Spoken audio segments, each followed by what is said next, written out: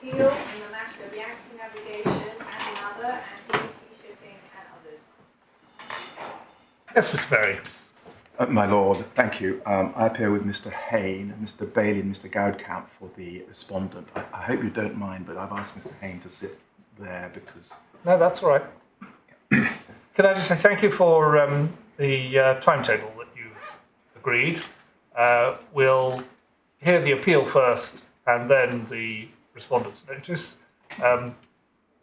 We won't hold you to the specific estimates that you've made, but the general principle will be equality of time for the two parties, and how you choose to use it is up to you.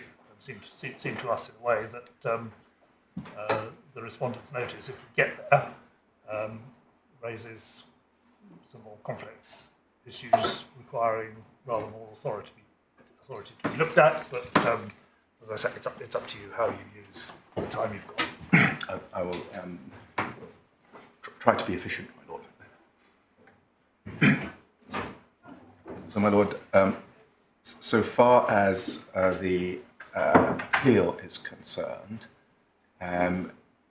this is an appeal against the decision that my client did not have a good arguable case, that these respondents, who I will call the exporters, were party to the letters of indemnity which contained the English jurisdiction clauses. And, my Lord, the first thing to notice is that the test below, and ultimately the test that I will be asking this court to apply, is that of a good arguable case. And what that means is explained by Mr. Justice Henshaw, in my submission rightly, in the Clifford Chance case. And for that purpose, can I invite you to look at paragraph 21 of our first skeleton, appeal skeleton argument, which is in the core bundle, section 9, page 49 at 55.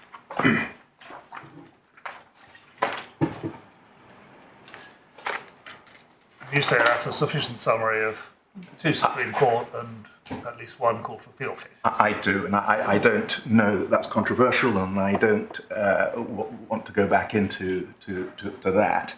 And can I summarize it this way, my Lord? If the court can reliably take a view that one or other party is right, or make a reliable assessment that one or other party is right, and I pause there to say that it's subparagraph 2 in page paragraph 21, must take a view on the material available if it can reliably do so, and then paragraph 3 is the converse of that, no reliable assessment made. So it's reliable view or reliable assessment on the material available. Then if it can reliably decide, I'll put it that way, then it should do so, and according to its decision, that will dictate whether there is or is not a good arguable case.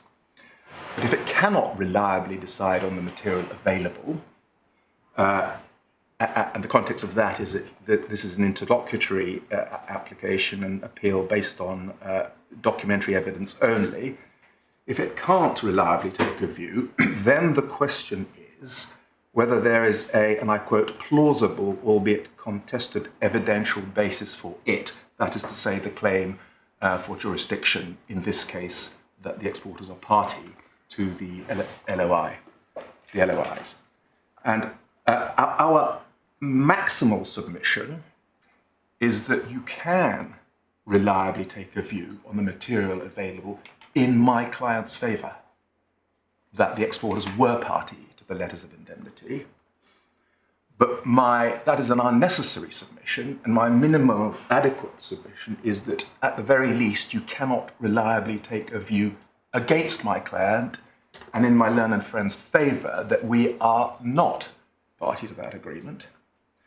And our submission is that the question here on which the reliable view or not is to be taken is whether the company that I will call shipping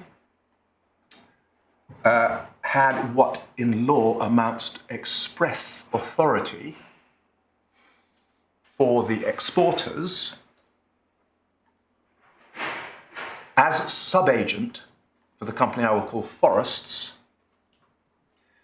based on Forests' ostensible authority from the exporters to make the exporters party to the letter of indemnity. That's the first question for reliable or not reliable view. And the second question is whether, if the company of shipping had authority as a sub-agent, it objectively intended to contract on behalf of exporters as opposed to itself only as principal. And my learned friend deals with that under the question about whether there was an agency relationship, but I think it boils down to the same thing, whether the intention of sub-agent shipping what was to contract to bind the principal or only itself. Yes, you say on behalf of exporters. It's not terribly clear to me on the facts, I'm afraid. Maybe it should be, but it isn't. Whether these particular shipments we're concerned with had logs on board from only one or more than one of the three exporter companies. If there was only one exporter concerned with each ship, I can see more readily the argument that that exporter was the charterer and that that exporter authorised the letter of indemnity. If there were several exporters who had their logs on board a particular ship, then the question would arise, well, which of them was the charterer? So your help on the factual position, plus any submissions that arise out of whatever the answer to the factual position is, would be appreciated. I will try to do that now. Subject to correction, my understanding and the basis on which I advanced the appeal is that there were more than one, and indeed I think the test position would be all three exporters had cargo on each of the ships. And more than that, although we submit it's de minimis, there were exporters who are not amongst the three here who had logs on each of the ships. And we deal with that in our supplementary skeleton. And my lord, my submission on that, which I may come back to, but perhaps it's best done now, my submission on that is that so far as the charter party is concerned, because the charter party itself does not distinguish between particular parcels, then in that case, the three exporters are joint and several charterers through the agency of Forests and the sub-agency of shipping in the whole charter party. But so far as the letters of indemnity are concerned, because the letters of indemnity do distinguish between parcels, as we'll see, then in those instances, the exporters are principals to the letter of indemnity to the extent of their parcels, but not to the extent of parcels which are not theirs. Yes, that's helpful. Thank you. And my submission is there's no difficulty with that analysis where an agent such as Forests has authority from a number of exporters, the three here, and indeed at least two others. So that would mean then that Tuamata, for example, was liable for the whole of the freight, although with rights of recourse against the other two. Contribution. Yes. And indeed, in my submission, that's pretty much what happened at the accounting level and the flow of funds level, which is that the freight and the dispatch and the address commission and the demurrage, albeit in different ways, went through Forests, and then the stream, as it were, as in the delta of the Nile, spread out between the different exporters. And that is the correct analysis of the relatively brief analysis of the flow of funds and the dispatch that we have. It was divided up at the Forests level and went different ways. Right. Okay. Now, can I summarise, or actually open what we say about the facts, and there are a number of sources from which this can be followed. There's the chronology, which is in the core bundle at tab 17, page 188. And there's also the judgment, which runs through the facts. But the way I'd propose to do it, if perhaps you have the chronology in mind, is to do it by reference to documents in the supplementary bundle, which were the basis of the chronology and the basis of the judge's findings. And so if I may start at the beginning, and this is, I suppose, a preliminary point, or if I can put it this way, the first point in the factual matrix that leads up to the letters of indemnity, is that there was a long course of dealing between the exporters, forests, and shipping. And my submission is that exporters are principal, forests are agents, and shipping are sub-agents. And indeed, some of the ship owners, including Berge and including Yangtze, who's no longer Appellant.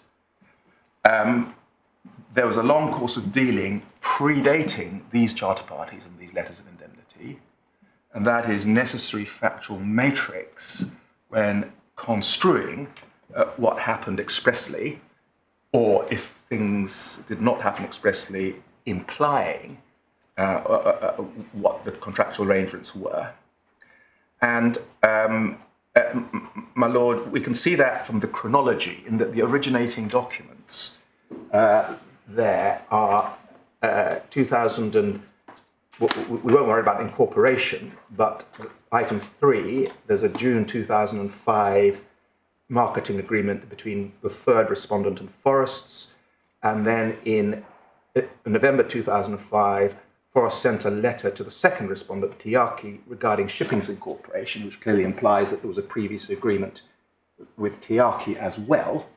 And the marketing agreements that we have in the bundle are clearly later versions of earlier documents. So the relationship between exporters and forests predated the incorporation and then use of shipping. And we can, as I say, tell that simply from the contractual documents, but we can also get an idea of the course of dealing from a document in section 56 of the core bundle. Is that volume 1 or 2? Supplementary bundle, sorry. Section 56 of the supplementary bundle, I think, is volume 1 in the way that your lordship's bundles are divided. No, 2. 2, I think. I'm sorry, yeah. It's page 250, isn't it, division? Yes. It's page 350, so that definitely means 2, sorry. So this is a letter from solicitors for forests in the context of the litigation below, answering some documentary and other requests. But I would invite you to look at paragraph 6 on page 351. And forests maintain an open and cooperative approach to the disclosure of information, and so on, and therefore TPT Shipping's letter of indemnity register has been reviewed and figures provided on the frequency of discharge LOIs being issued across a larger sample than the 91 vessels in the table. To that end, our clients are able to provide information which represents voyages on vessels chartered by shipping, where discharge LOIs were issued as a proportion of the total number of voyages on vessels chartered by shipping. The data represents the 5 years of shipping's chartering in vessels and can be summarized as follows. And your lordship sees that the total fixtures in the third column is 873 over those 5 years, of which 507 discharged against letters of indemnity, being a percentage of 58%.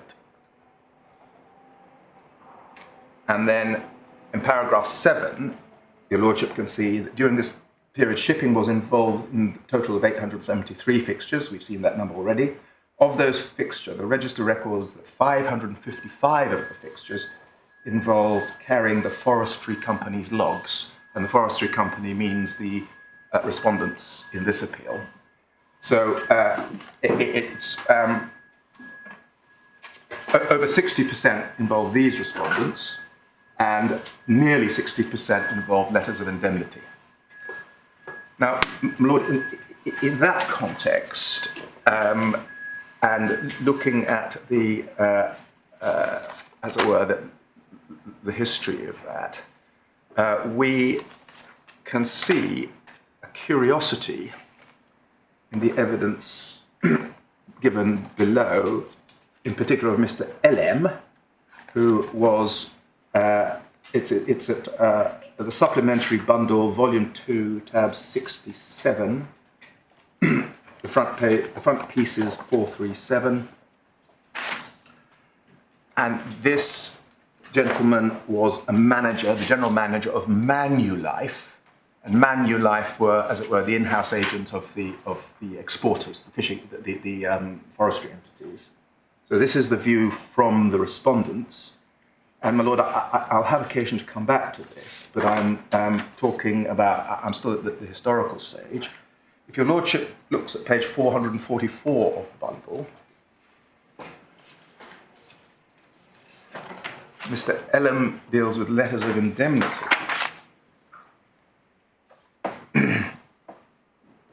And he says, over the page perhaps, at paragraph 51, having said he's familiar with the particular procedure for letters of indemnity, he says, however, in practice, the problem of a vessel carrying forestry entity logs arriving at a discharge port without a LC never arose. Now, my Lord, the point is, once a letter of credit is opened, they're secure for the price, so they don't need a letter of indemnity to discharge the cargo. I'm telling your Lordship to suck eggs, but that's well, they do, because they might be liable to the bill of lading holder. They get paid, but then they're liable. But from the point of from the point of view of the forestry entities, the way they approached it was that if they had a letter of credit, they didn't authorize a letter of indemnity. So for them, it was letter of credit or letter. If they didn't get the letter of credit, then they would authorize a letter of indemnity. We'll see that later. And we'll see that from this extract. So from the point of view of security for the goods, they were happy to release. This is because the distance from New Zealand to the discharge ports, for example, it takes 4 weeks for a vessel to travel by sea from New Zealand to Kandla in India. If the vessel was collecting logs from more than one port in New Zealand, as would sometimes be, it could take 6 weeks from the date on which the loading commenced until the date on which the vessel reached its destination. There was always sufficient time, therefore, for an LC to be opened and for all necessary documentation for discharge, such as bills of lading, to arrive at the discharge port before the vessel arrived. Typically, LC was in place within a few days of the vessel departing from New Zealand. And then their circumstances did not arise, therefore, in which I would have expected it would be necessary for LOI to be issued. I did not consider it unusual, therefore, that I was not receiving RFAs from TPT Forests seeking authorization to issue LOIs. So, my Lord, I think your Lordship's point there is covered also in that it's not just the LC being open, but also the bills of lading arrive. So, my Lord, the general manager of the forestry entities is giving evidence here that he didn't think LOIs were ever required for this trade, which seems contrary to the statistics given by the forestry entities. Now, two conclusions are possible. Sorry. The stats, who were they provided by? Forestry. And this is evidence from exporters. You mean what we're calling forests? Forests, yes, sorry. Yeah, yes. not the export. Not forestry, forests. I think my Lord makes that one. Yeah, sorry. Campbell Johnson Clark were the solicitors for the company called TPT Forests, and Mr. Ellum was the general agent for Manulife, who were acting for exporters. Okay, so he's saying the manager wasn't approached, which is... Whereas Forrest is saying lots of LOIs were in fact given, Yes. presumably without approaching. There are two possibilities, my lady. Either Mr. Ellam is mistaken, or the delegation by exporters of the business of shipping, discharge, and delivery was so complete that they were out of the loop, and that is a word he uses elsewhere, or did not have visibility of the letters of credit. And trespassing into submissions, this will be material on the question of whether a reliable assessment can be made of what the letter of indemnity practice was in November 2019, when the letters of indemnity with which we are concerned were issued. And I am not being Mr. Mikoba when I say there is evidence that it might well be, based on the statistics, the divergence between the statistics from Forests, the company, and the knowledge of the general manager of the exporters, that in respect of this trade at least, the letter of indemnity procedure stipulated in the management agreements, which I will show you shortly, had fallen into disuse. As I say, this is not a bare hope that something will turn up. It is a reasonable inference from the discrepancy that appears there. So the next stage is, chronologically, is the marketing agreements. And I've said that the ones we have in the bundle are likely to be not the first iterations of them, and that appears from the chronology and also from other things which I will show you as we pass. And it's quite a strong statement in paragraph 53, isn't it? Just reading on a bit. It says that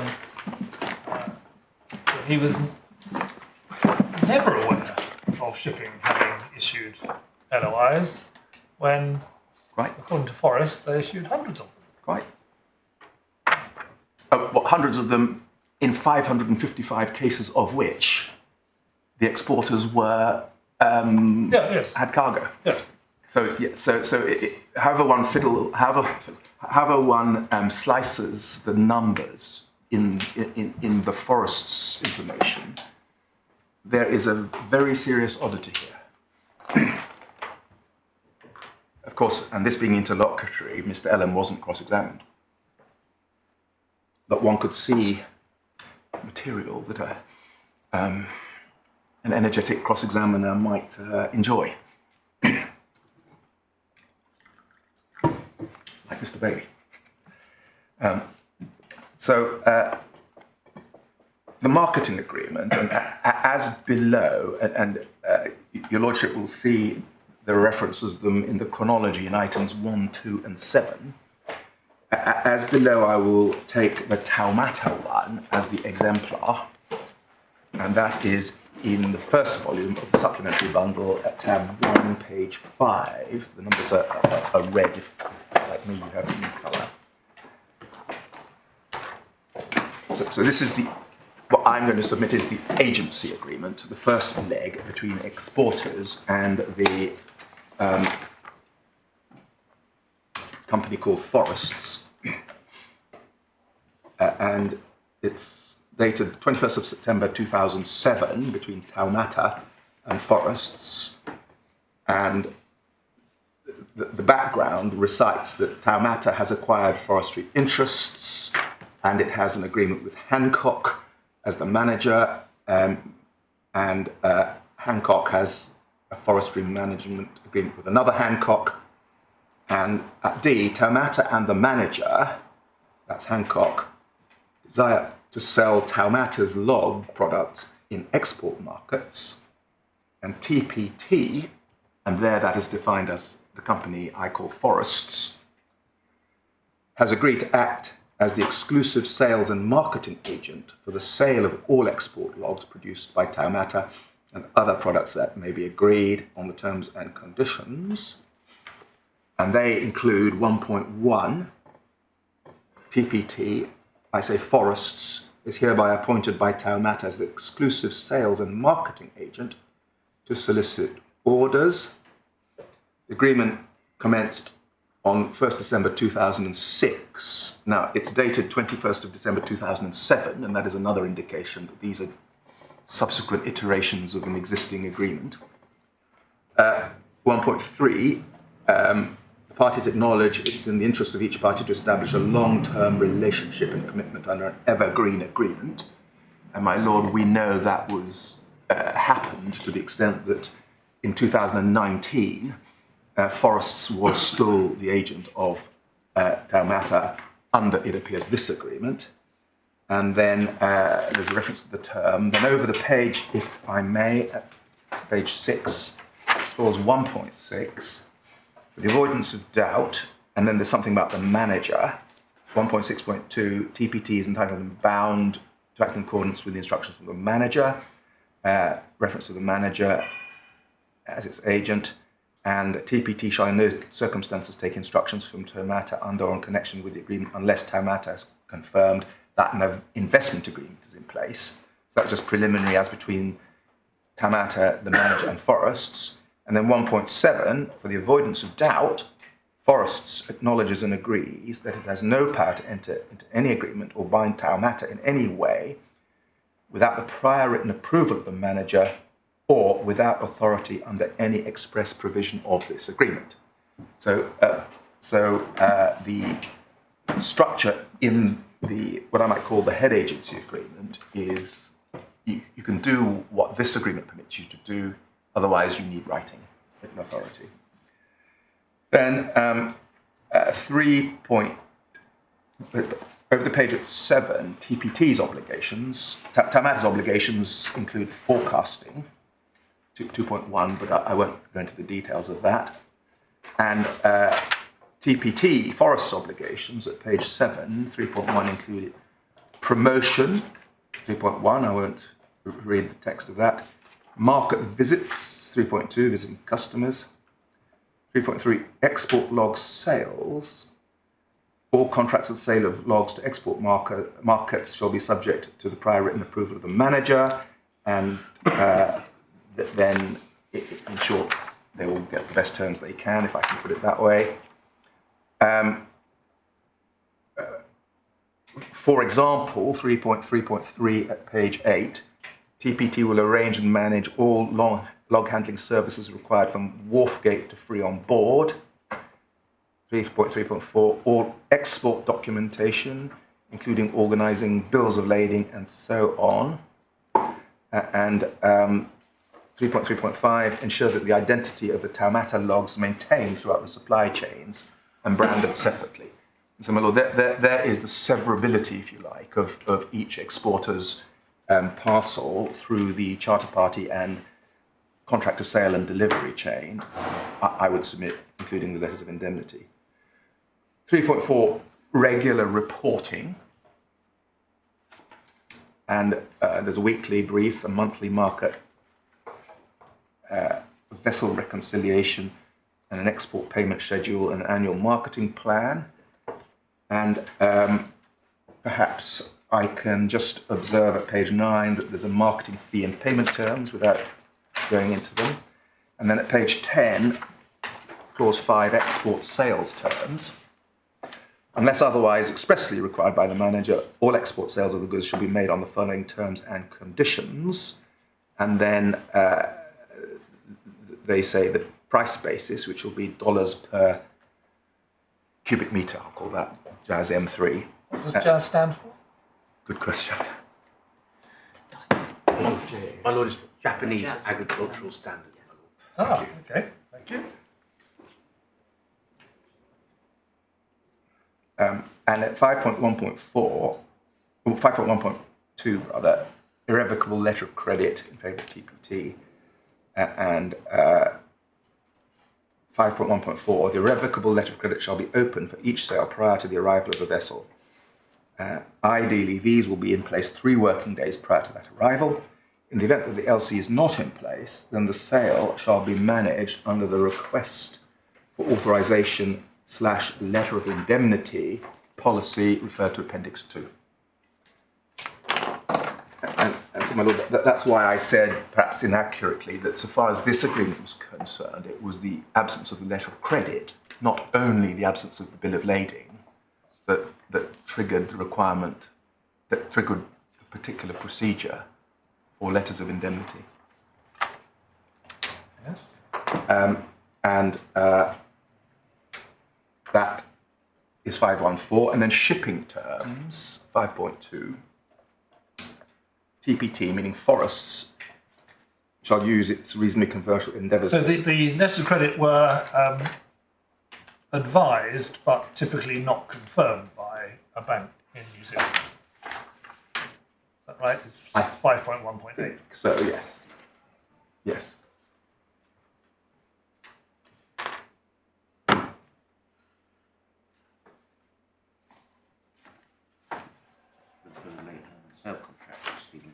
Whether that happened on these occasions, I can't tell your lordship, but I'll find out. Okay. But whether it did or didn't, the point is that there was a stage where the letter of credit was either advised or confirmed, at which, so far as the exporters were concerned, they were no longer going to authorise a letter of indemnity. Shipping terms, I won't read that out, but essentially, Forests is to get the best deal it can for shipping terms. And but this is important, 5.2.1c, because there's been argument about it.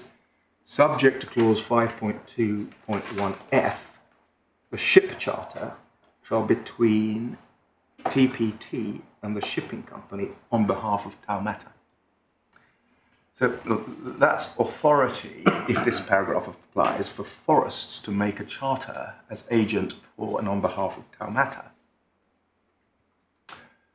But Lord, the curiosity is that after the advent of shipping, it was shipping that was used to, and I'll see this in a minute, to insulate the TPT group from the risks of chartering. And so it may well be that the course of dealing over the period of the appointment of shipping and the next 12 years hereafter was that whereas TPT there is defined in this document as Forests, in fact, shipping took over that role as TPT. Alternatively... Well, just to be clear on that, you've explained to us that shipping was already in place. It was. And performing, presumably, this function before this iteration of the agreement was signed. Just so, my lady. We don't have a previous version of this agreement. And as you'll no doubt come into, we've got a specific reference to shipping in... We do, next. In paragraph F. We do. So you need to... I understand your point, I think, but you've got to overcome the fact that the shipping's already in place, yet this is still a reference to forests in this paragraph. Just so. A reference to shipping in the other one. I do, and what I do point out, my lady, is that that as illustrated by the CJC letter, and as illustrated also by the purpose of the incorporation of shipping, there appears to be a discrepancy between the practice, which is to interpose shipping as the charterer, necessary to insulate the group from chartering risks, and the text of this 2007 agreement. And so the question is, can you reliably take a view that insofar as TPT in C means forests here, as construing it as a document it clearly does, that continued to be the operative practice in 2019. And in my submission, you can actually take a view in my favour that it wasn't, because the whole point of shipping was to insulate forests from liability as agent for an undisclosed principal on the charter parties. But at the very least, I always fall back to the minimum necessary submission that you can't reliably take a view that the practice had diverged from 2007 to 2019, so that it was actually, rather than TPT forests, it was shipping which entered the charter party on behalf of Tuamata. And as my lady foreshadowed at page 12, because C is subject to F, we have F.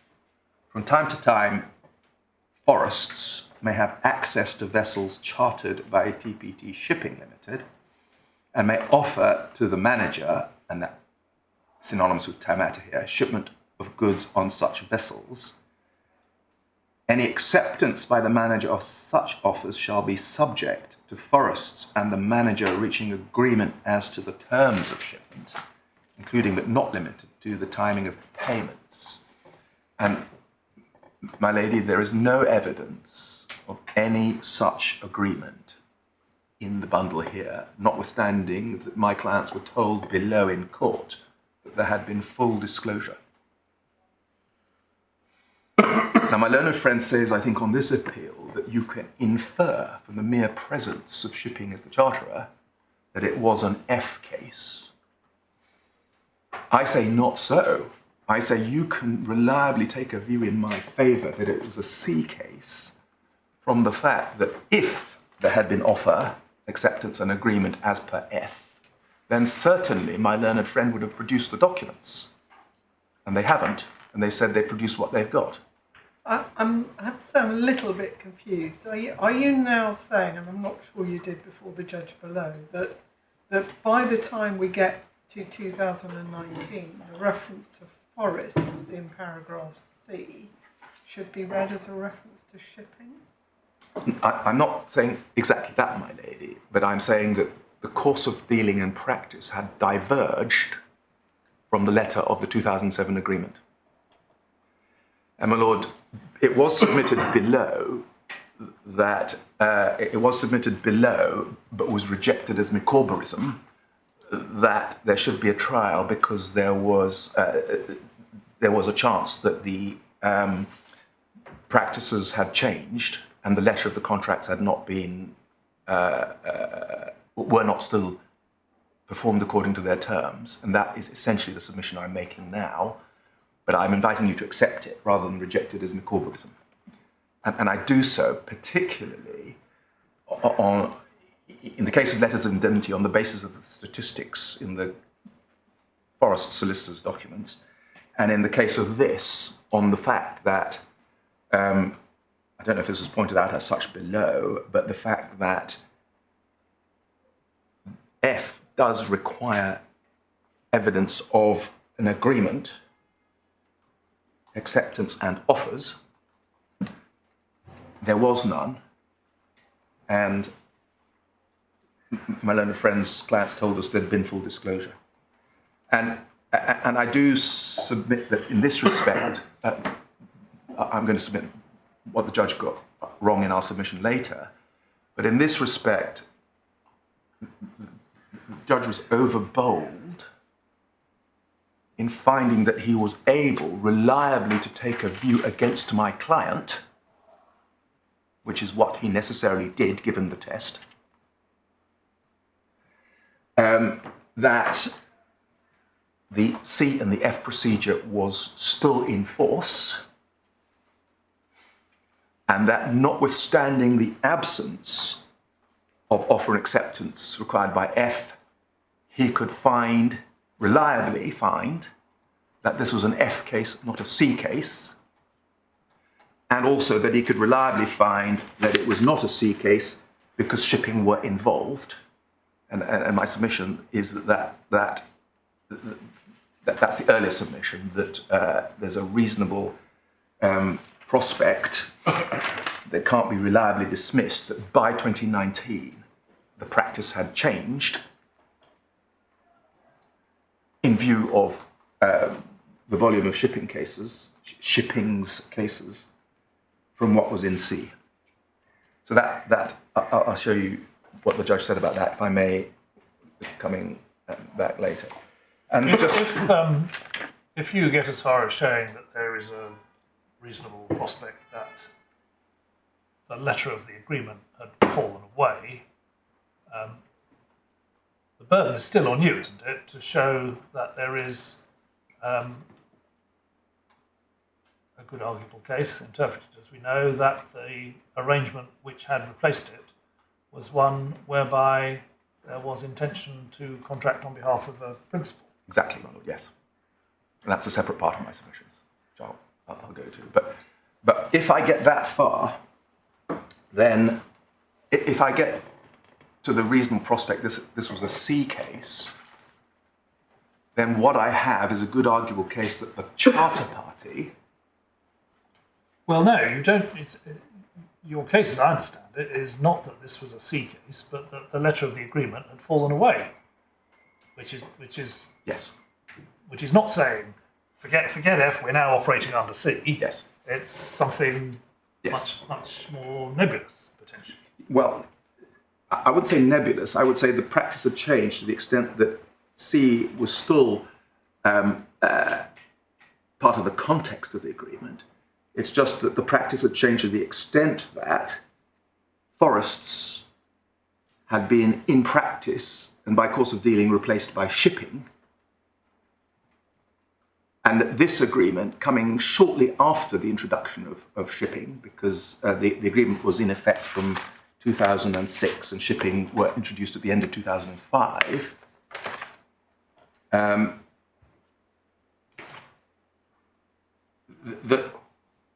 in other words, the management agreement was not totally disregarded, but had been adjusted in some respects.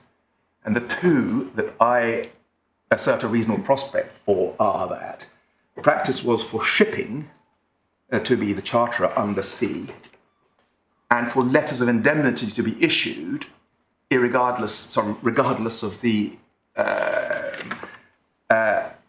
requirements of offer and acceptance in F. Well, did you accept that the purpose of incorporating shipping and involving it in this arrangement was to insulate forests from liability? Yes, I do. I assert it as well as... Yes, but does it follow that the purpose was to insulate the exporters from liability? No, quite the opposite. Not so. Right. It was to insulate the TPT group, not the exporters, from liability. Just remind me, what's the relationship between the TPT group as exporters and forests? Sorry. Exporters are not part of the TPT group. Right. They're people like Tuamata Yes. and Tiaki. The TPT group includes TPT Forests, who I characterise as the head agent. Is there no corporate relationship between the exporters and the TPT group? None. None at all. None at all. But there is between TPT Forests and TPT Shipping. And this is a point of difference, my lord. My learned friend says that the contemporary documents identify that the purpose of the introduction of shipping was to insulate the exporters out with the TPT group. We submit, no, it was to insulate the TPT group. And we say, the judge so found. So my learned friend's submission, I'll come to where it is later, I think it's at paragraph 59, possibly 49, is wrong. But once again, I don't have to say you can reliably decide this point in my favour. Like so many points, this is a point where the question is, do I have plausible evidence? Because if you can't reliably decide against me. I'll come to my Lord Zacaroli's question quite shortly, if I may. So it's just about 2 paragraphs on in my mind. So I haven't forgotten it, but I'll show you what I rely on in that respect. Can I just finish the management agreement exemplar at page 12? paragraph 6, documentation, TPT, and that's forests, shall prepare and make available to the manager on request sales documentation, and 6.1.2, all documentation required during and after shipping of any goods, hereunder including commercial invoices, packing lists, log lists, ship manifests, bills of lading, to enable all LCs to be settled without delay. And what that shows, my lord, is that forests, in this context, was charged with, for example, the obtaining of bills of lading. And this is symptomatic of the whole of the business, if I can put it that way, of the carriage side of things, as well as the sale side of things, being entrusted into the hands of forests as a general agent who acts first and reports afterwards. Well, that trespassing into submissions later, that is material to the question of ostensible authority. Costs are for a Tuamata's account, 7.1, and then over the page 13 at 7.3, TPT will organise contracts for the following services to be entered into either by the manager for and on behalf of Tuamata alone, or by TPT, and that's forests, subject to the prior written approval of the manager, to enter into such contract as agent for Tuamata,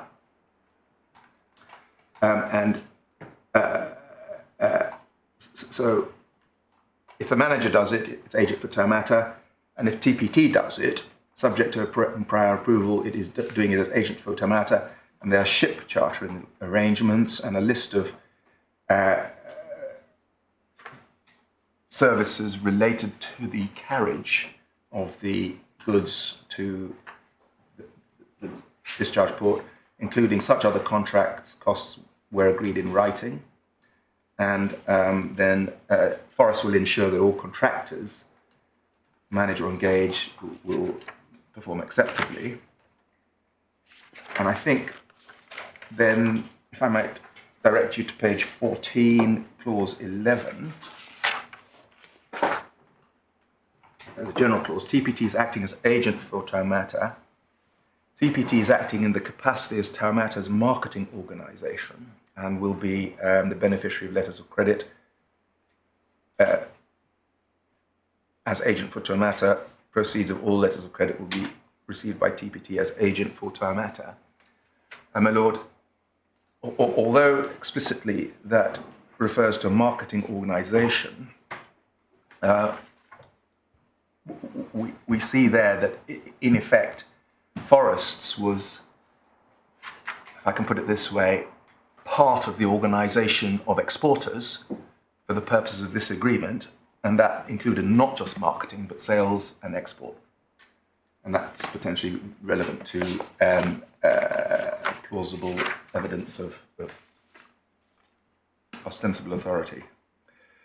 Now, I now come to my lord's point about the introduction or the purpose of shipping. And for that purpose, can I first...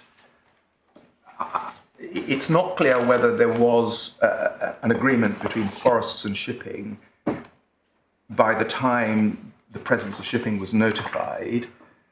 So my chronology here may be a bit open to debate. But I think it likely that before the actual use of shipping, we have the file note at tab 15, page 176 in the first volume of the supplementary bundle.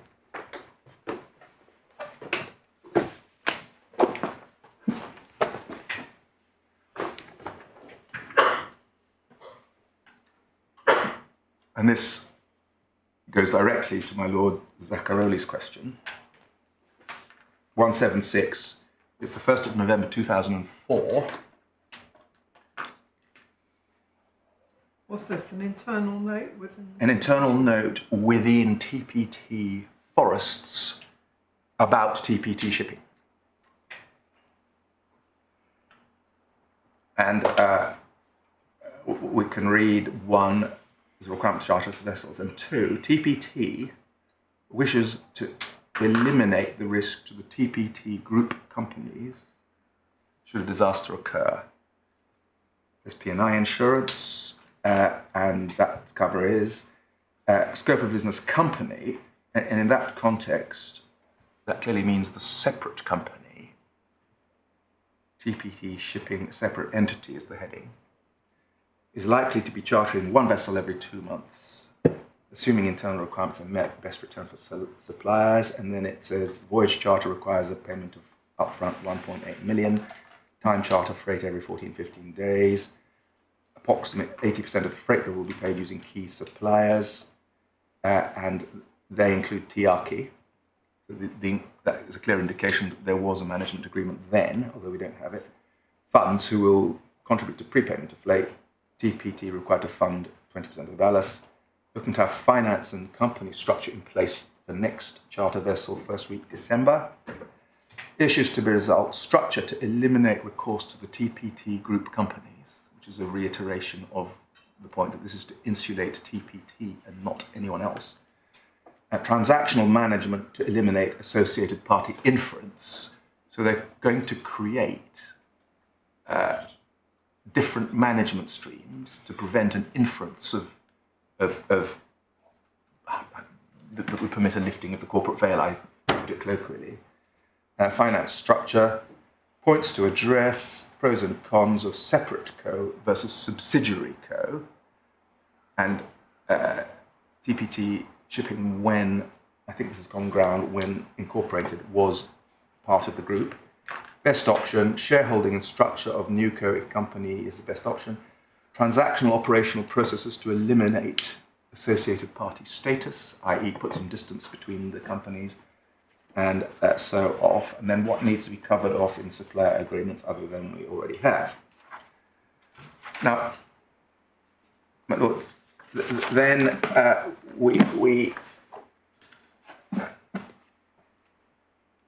know from the chronology at core 17, page 188, item 2, that shipping was incorporated on the 30th of November 2004.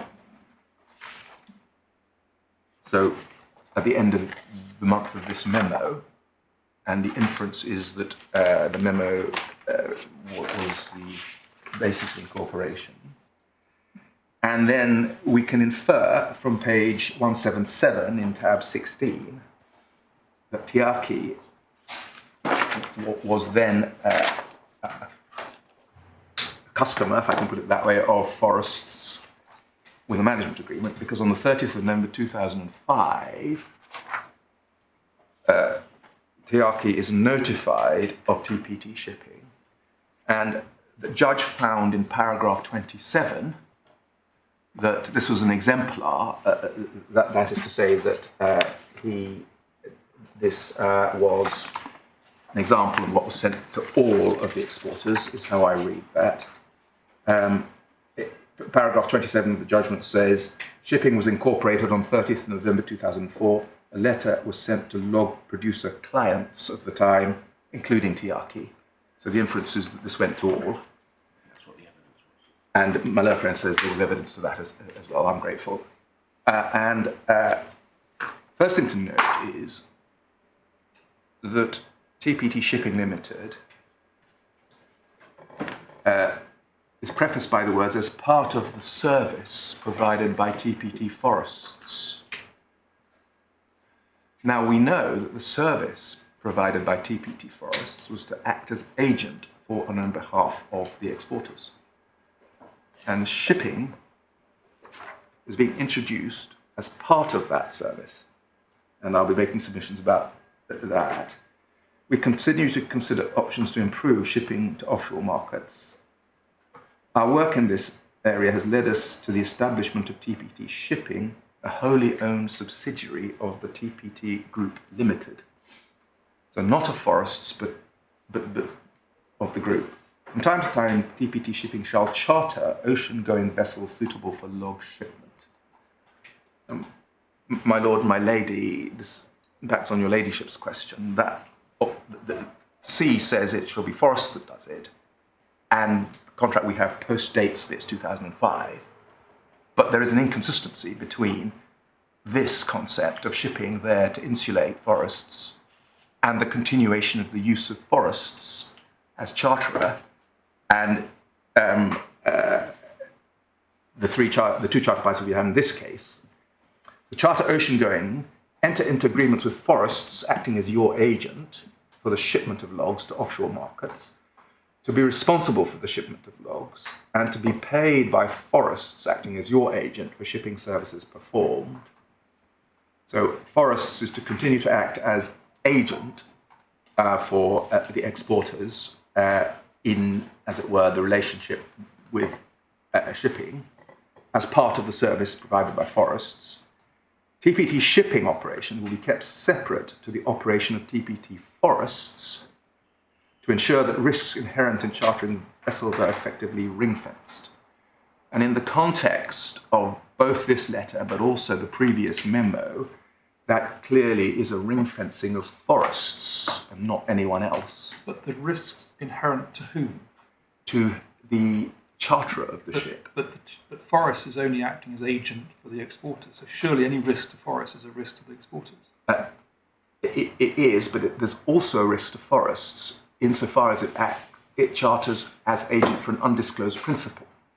Because as agent for the undisclosed principal, it is liable and first in line, albeit with an indemnity. Yes, but also to exporters, isn't it? Right. Yeah. So it is insulating. This is intended to insulate exporters from the risk, isn't it? No, because This reads as a letter saying we are improving our services Yes. to you. You say we are improving our services to you by ensuring that all the risks still end up with you. no, we're improving our services to you because to make it cheaper. And that's the next paragraph. And that is the point. But my lord, I said no, which was slightly abrupt. My lord, separate the operations of forests to ensure the risk inherent are effectively ring-fenced in the context of the mention only of forests, I submit either is, or at least one can't reliably decide the opposite, is ring-fencing the TPT group, particularly in the context of the memo previously. And the position, and if it were otherwise, then it's an inadequate way of ring-fencing the business of exporters, because the bills of lading are still issued on behalf of exporters. That's not chartering, but you say in the context of the previous memo doesn't go to the exporters, as No. I understand it. So if we are looking objectively to see what is the nature of the agreement or arrangement between exporters and the TPT group, yes. we can look at this, but we don't construe it in the light of the memo. Exporters and TPT forests. But my lord, when considering the nature of the arrangement between TPT forests and TPT shipping, we do use the previous memo because the people there were both forests and shipping. And my lord, that is of course the important link in the chain, because my learned friend accepts that forests were agent for exporters. He does not accept that shipping were sub-agents to forests. He says shipping were completely new principle. So that is the link. And my lord, I do also, I'll make submissions later, but this is part of the service provided by forests, which are purely agency services. And I do also identify, my lord, that the burden of this is the freight rate will decrease. And over the page at 178,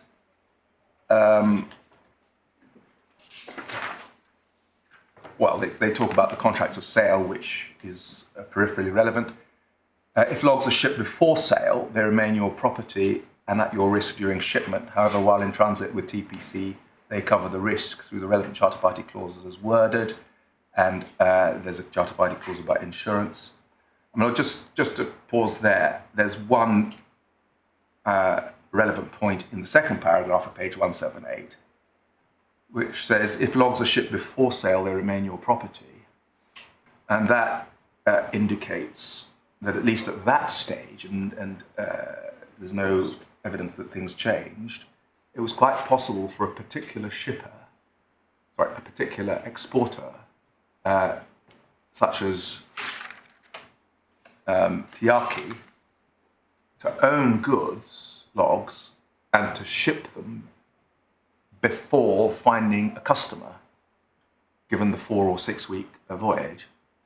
And Lord, that is relevant to what the judge called a timing point, which is to say that the charter party predated the contracts of sale, but that, in my submission, doesn't prevent people from knowing which exporters' logs are being shipped, because it is quite feasible, as we see here, that logs are shipped before sale. And accounting, forests engage shipping to ship logs overseas if required to do so in accordance with the terms of the log marketing sales agreement. Information about ship charters and rates is available on request. So the concept is that the charters will be done and the rates are available on request. Forests will recover certain costs. The cost of shipping will be covered in the same manner as they would be when Forest engages an unrelated third party to ship the logs. So nothing's changing in the accounting, is I think what they're saying. Any costs, losses, and expenses incurred or suffered by TPT shipping which fall outside the contracted rates in the shipping contract between Forest and shipping will not be recoverable from you. This is where TPT shipping provides protection for you as suppliers. And so the protection for exporters envisaged here is losses and expenses which fall outside the contracted rates. And well, that's a sort of difficult concept, but my submission is that's extra costs, extra freight, demurrage, things of that nature. But if that's right, of course, we've seen that demurrage was passed through. So I suppose demurrage might be part of the contracted rates. And just go back to the page before, your point that the benefit that this is explaining to the exporters is the reduction in the freight rate. Amongst other, yeah. I'm being a bit slow, but can you help me on why? What causes the reduction in the freight rate? Where's that from? I think what's being said, whether true or not, is it's bulk buying. We're going to incorporate an in-house person who will charter ships every month. And I think the idea is that that will enable them to do it cheaper. So there's two. It isn't a follow-on benefit from the risk insulation point. There are two benefits being identified here. One is insulation from risk. Yeah. The other is it's cheaper. Yes. Yeah. And I think the open question is, I submit insulation from TPT risk. That must be so because one doesn't see how insulation would decrease the freight rate. If anything, insulation would increase the freight rate if the ship owner is thinking I'm dealing with an insulated single-purpose company. And so I can only infer that the decrease in the freight rate, in a way it doesn't matter why. The selling point is decreasing the freight rate and protection against anything that's outside the contracted rates. Is the point you're making about the freight rates that you've got TPT shipping bulk buying, as in chartering the entire vessel, as opposed to Forest buying space or individual exporters, or you're not saying that? I wasn't making that point yet. Although if you read the letter, that is one way of. That's one way of reading it. The other possibility is that because shipping will now become, I might put it, a player in the market, chartering every month, that may have benefits in bulk buying is maybe not the way, but becoming known as a reliable and frequent charterer. But I'm not sure. I'm not sure we can certainly reliably assess why the freight rate will go down. But it was one of the benefits there, and it's not an obvious or even logical benefit arising from any insulation of the TPT group or the exporters, because the insulation would rather suggest that the ship owners who are chartering their ships to the forestry or to the TPT entities have less recourse. It's just illogical, it goes the wrong way. So my lady might be right, it's chartering whole ships, or it might be chartering lots of ships. But my submission, taken as a whole, and although my lord says that the previous memo is internal to shipping, when a year afterwards they send this, as between forests and exporters, one can't use that to construe the position there. But as I say, that's not the issue. But it would be surprising if this is open to two interpretations, that it was a different interpretation from the one privately intended in the previous one. But I'm not saying that subjective intention is material. I think what I'm saying is that as between shipping and forests, on reflection, it is material, but not as between the TPT entities generally and exporters. What is the shipping contract between forests and shipping referred to in the final paragraph? It can't be the charter party, because that's going to be a contract between shipping and the owner or disponent owner of the ship. So what's the shipping contract between forests and shipping? I'm sorry, my lord. I'm looking at the phrase in the final paragraph. Any costs, expenses, etc., which fall outside. Yeah.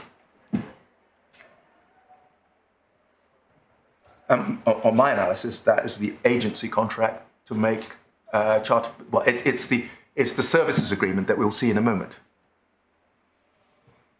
The SSA. Yes, because that is the only contract in respect of shipping that we have between the two. Yeah.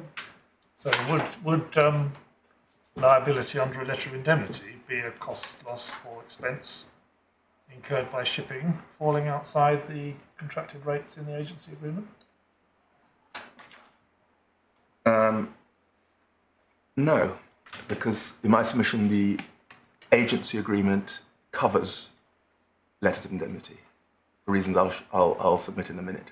So agency agreement, you mean the Sorry. SSA? The SSA, yes. The SSA? Yes. And I call that an agency agreement because that's what forests shipping themselves called it. Yeah. Which I'll show you in a minute. Well, I'll show you now. So that's the introduction of shipping, and the agreement with shipping that we have is 2012. But again, I think the inference must be that is not the first version of it, and that's in core bundle. Supplementary bundle section 1, page 4, tab 4, page 68.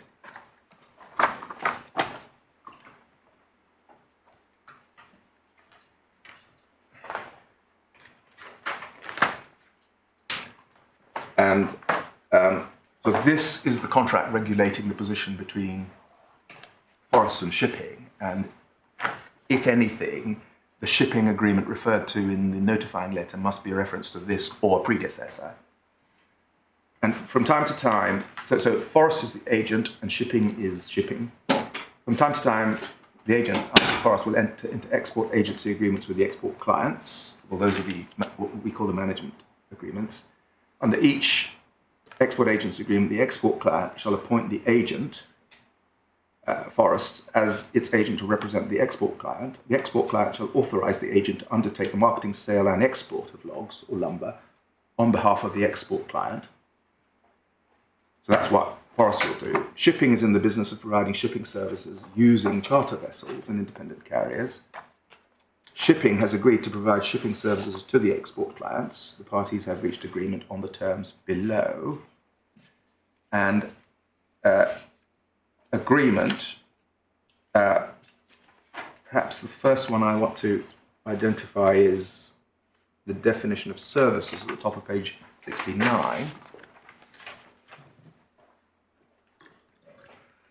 Services, in respect of particular consignment of products, means all services for the handling and shipment of the products from the time of receipt of the products at the dispatch port to the agreed point of delivery at the destination point. And, my lord, in my submission, all services, ... from the time of receipt to the agreed point of delivery include, in my submission, the delivery requirement of getting a letter of indemnity and delivering the goods.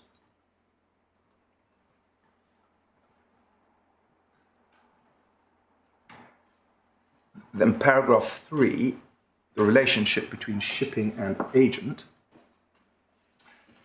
And this is important because for this reason, it's clear that forests only ever acted as agent, and that made it very difficult to advance a case that forests were principally liable to the owners on either charter or letter of indemnity. And this is the clause which provides the agent, forests shall deal with shipping. Well, it made it very difficult, but you or your predecessor had a go. Had a go. No comment. Yeah. Agent shall deal with shipping solely in capacity as agent for the export clients and not in its own right. The agent warrants and represents that it is authorized to represent its export clients in all dealings with TPT shipping. Agrees to accept instructions from the agent in respect of the handling and shipment of product on behalf of export clients. So there's a warranty, but also a representation by by forests, that every time it says something, it has authority to do so on behalf of exporters. And for the avoidance of doubt, in providing the services, shipping shall be deemed to be providing the services to the export client and not to the agent. Responsibly for payment, the client is responsible for the payment, and the agent is not liable to shipping for not payment. And then services, and this is the operative clause, my lord, in my submission. Shipping shall provide the services for and on behalf of the export client in accordance with this agreement. And for that reason, in my submission, this is a sub-agency agreement, because the services are for and on behalf of the export client. And my lord, that is made doubly so if we look at 5.2 at the top of page 70. Shipping shall arrange insurance for the products where applicable, i.e. in CIF cases. And my lord, the practice will be that the insurance can only be to insure the party with the insurable interest, which is exporters. So in what capacity can it be said that shipping is performing this service, arranging insurance for the party with the insurable interest, exporters? It can only be agency. And so in my submission with the rest of the agreement, it's an agreement to provide services for and on behalf of, and you'll recall the notification to the clients. This is part of the services of forests, and the services of forests are agency-only services. And it would be odd if the TPT group jumped from being agent-only to being principals without back-to-back contracts and without the correspondent indemnity available to against the exporters. In my submission, so this is perfectly general, and it includes within its scope all services up to the point of delivery, letters of indemnity. In other words, it may not matter, but because we'll see later on that Forest did in fact approve, authorize, or instruct shipping to issue those letters of indemnity, but if it matters, it's covered in my submission in the services as described here. Now, my Lord, I'm told that the transcribers need a short break. I don't know if that's correct, but if it were to be correct... I didn't even know we had transcribers, I'm afraid, although I see if I look down I would have discovered that. So I don't normally take a break in court field. We don't normally give a break in I court was- field, I'm afraid. I was mistaken. Unless you're in distress, we'll carry on. Yeah. Now, so that's the agreement, and in my submission, it is characterised best as as an agency agreement or a sub-agency agreement. But you, my Lord, don't need to take my word for it. Take the word of Mr. Smith of TPT Shipping, and for that purpose, can I invite you to look in the second volume of the supplementary bundle, tab 42 at page 285.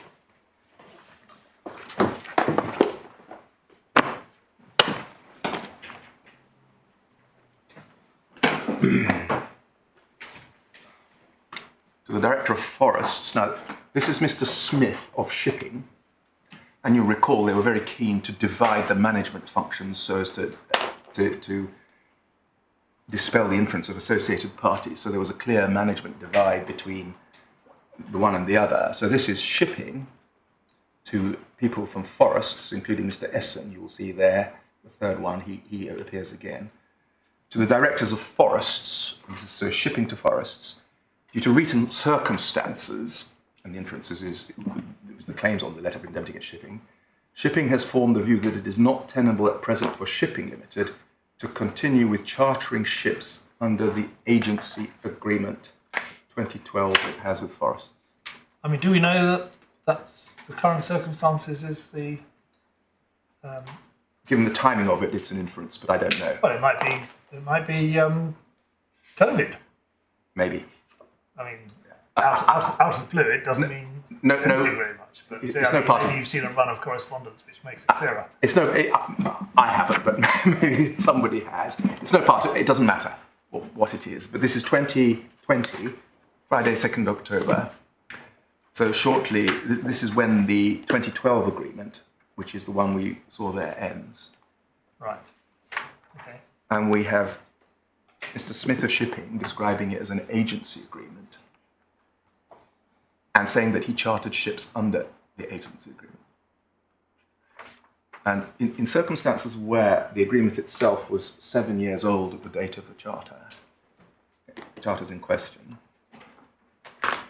and there is some doubt as to whether the practice was as it seems to have been set out in the management agreements.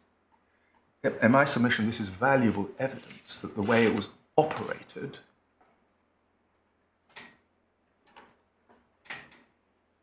in 2019 was as an agency agreement. I submit that because of the terms for and on behalf of in clause 5, it is an agency agreement anyway, and it was presented to the exporters as an agency agreement, i.e. part of the service provided by Forests. But when one is construing the Charter Party and the LOIs of November 2019,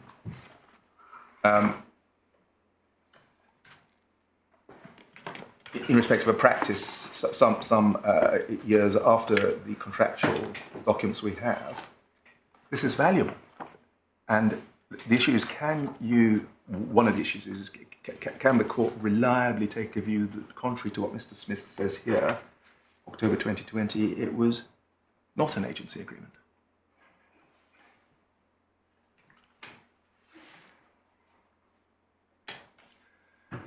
Now, well, the evidence is that the exporters did not actually see the agreement. But the evidence is also that they knew that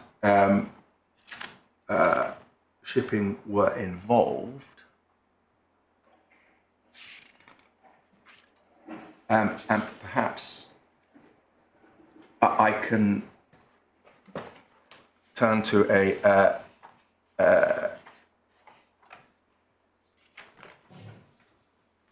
different stage in the chronology, which is the, if I can put it this way, the chartering practice up to and in November 2019. And perhaps start with Mr. Ellam's witness statement at paragraph 22. That's the second volume of the supplementary bundle, section 67. Yeah.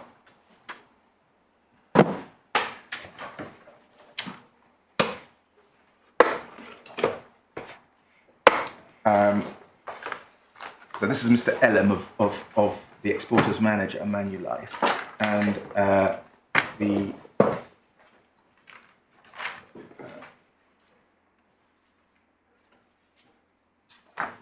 well, perhaps it's best to start at paragraph 16 at page 439, where he says that the relationship between forests 16 and 17. 17 says the forestry entities appointed an agent for the sale and marketing of their logs, and that was forests until 26th of August 2020. The relationship between forests and the forestry entities was governed by what we've called the management agreements, and then he summarised the content of that, which we don't need. And then paragraph 20, forests was also responsible for negotiating and arranging the shipment of logs for the forestry entities, and then the export process. Forestry entities played no active role in the export process. This was undertaken on their behalf by Forests as export agent under the agreements and Manulife as manager. Manulife would prepare monthly forecasts, which was to advise TPT Forests of the expected volume of logs and the expected log quality grades. And then Forests could project in advance which logs were likely to be available for export. Forests would identify overseas buyers for the logs, negotiate log volumes and prices with those buyers, enter into sales contracts, and arrange shipping.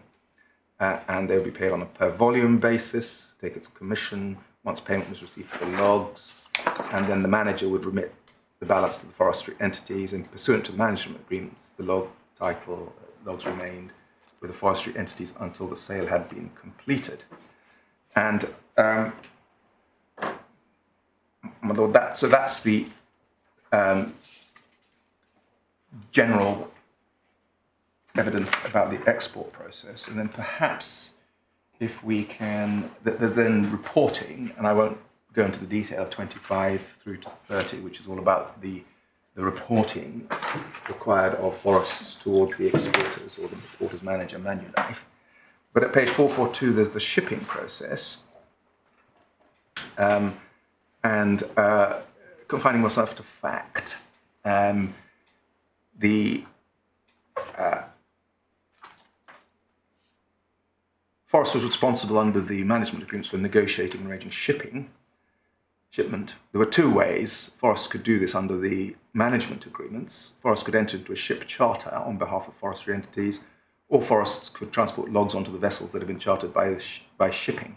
And that's a submission about the meaning of that, which I'll come back to. His understanding at the time was Forests was the export agent under the LMSAAs, and shipping was a separate company within the TPT group that provided shipping services. He understood the distinction as follows: Proctor was Forests and Smith was shipping.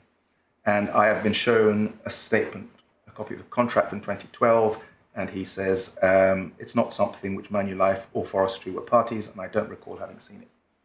So I think the fair summary of the position, or the accurate summary of the position, is that they didn't see the agreement between them, but they knew there was one, and they knew shipping had a role. And indeed, one's seen the notification letter, reference to a contract between the two. So the position with exporters is they know shipping are involved. Quite what capacity is not a matter for him, it's a matter of legal analysis. And they know there's a contract between them, but they didn't see it. So that is a general view of the practice up to and including 2019. In my submission, part of that is that shipping schedules are arranged up to 6 weeks in advance on the basis of the forecasts of whose logs were going to be available where. And my lord, for references to that, perhaps I can just take a slight shortcut and refer to our skeleton at paragraph 35, our original skeleton, which contains some references.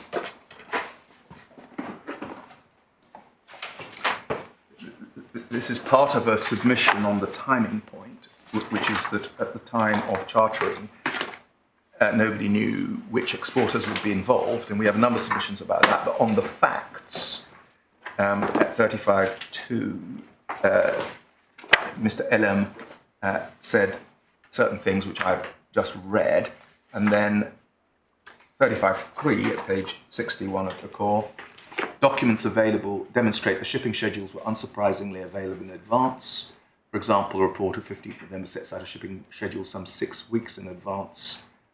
And we move on to submission. The exporter says the judge was taken to relevant documents in this regard. Specifically, it's referred to the sale contract, which that should be post-dated to charter parties.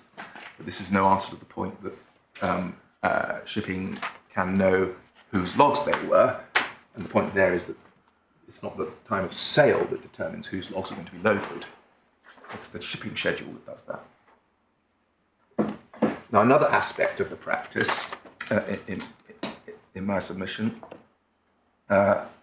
is that by this time, shipping had a practice of chartering whole vessels, but also space chartering. And that is evident from supplementary bundle tab 19 in volume 1 at page 196. I don't think this is controversial, but it's material for construing the contracts against the background of the practice and the management agreements of 2007. So the practice here at 196 is illustrated by a message from Mr. Morrison of Forests to various people also within Forests. I think Mr. Proctor and Mr. Ellen are within Forests. And they are explaining the freight allocation raised by the accountants and the audit reports, and I don't think that particularly matters, but it's the memorandum at page 197 that is an explanation of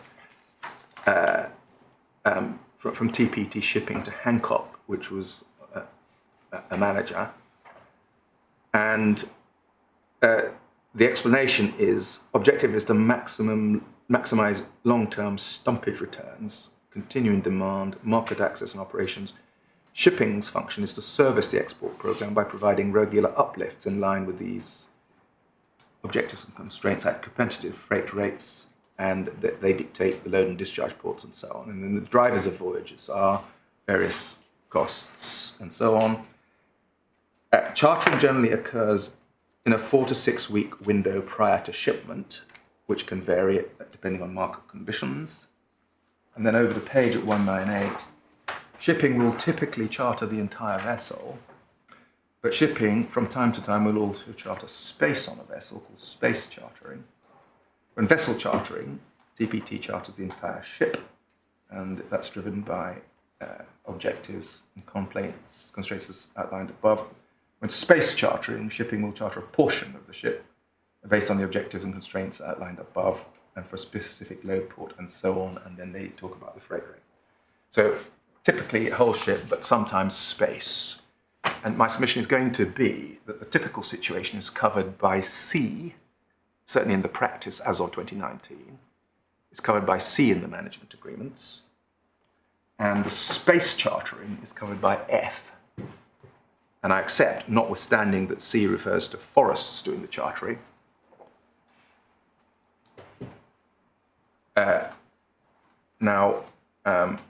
then so far as letter of indemnity practice is concerned, Is that a submission that was made to the judge? No. I don't think so. I'm not sure I've even picked it up from your skeleton. It might be a recent thought. Yes.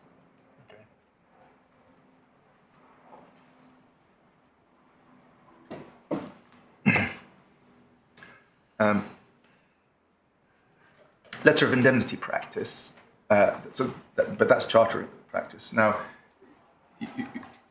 your lordship's seen the volume of letter indemnities, and the judge found at 63 of the judgment. So we're now in core tab 14.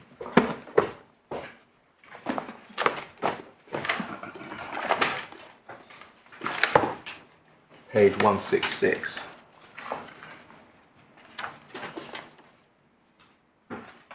And he's talking as of 2019 now. Here, I accept that there was indeed a system whereby forests were asked for their approval before LOIs were issued by shipping.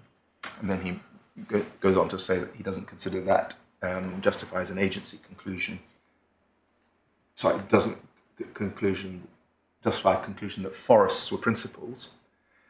But there's a system of doing that. And of course, whenever forests do something, we know, as between them and shipping, they do so only as agent for the exporters. So that is a finding, in fact, of a practice that forests as agents for exporters, purportedly as agents for exporters, under a representation that they're authorized to do it, exporters are authorizing, approving the letters of indemnity. And I've already made the point that Mr. Ellum doesn't seem to have known about that.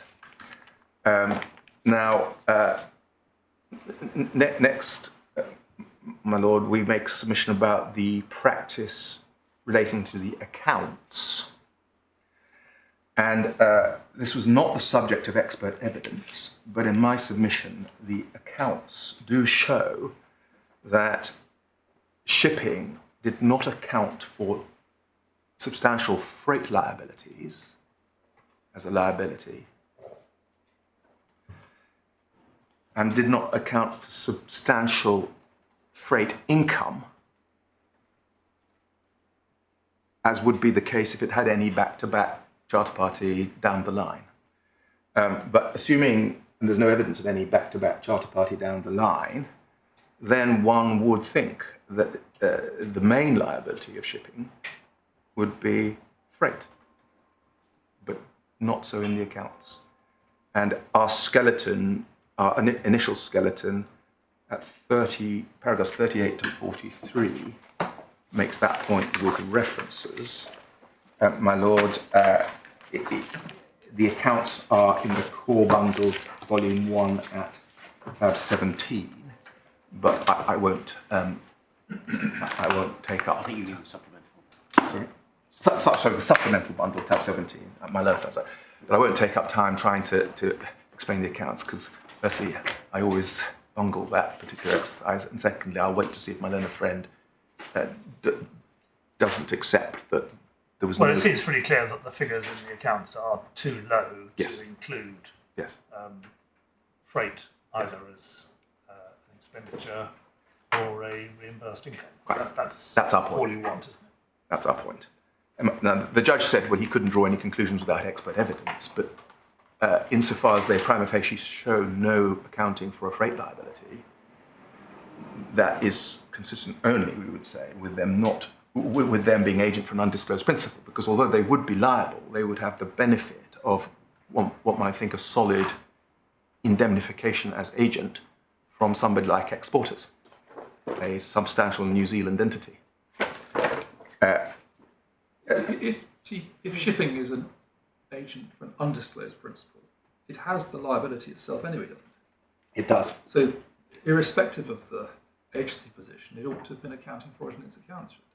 But maybe not if it has the right to indemnity against a substantial New Zealand entity, such as the exporter. Well, we're really speculating here because, and this may explain why the judge referred to the absence of expert evidence. I think you're perhaps making the assumption that the accounts, the correct way of accounting would need to reflect the legal position, but we don't know that.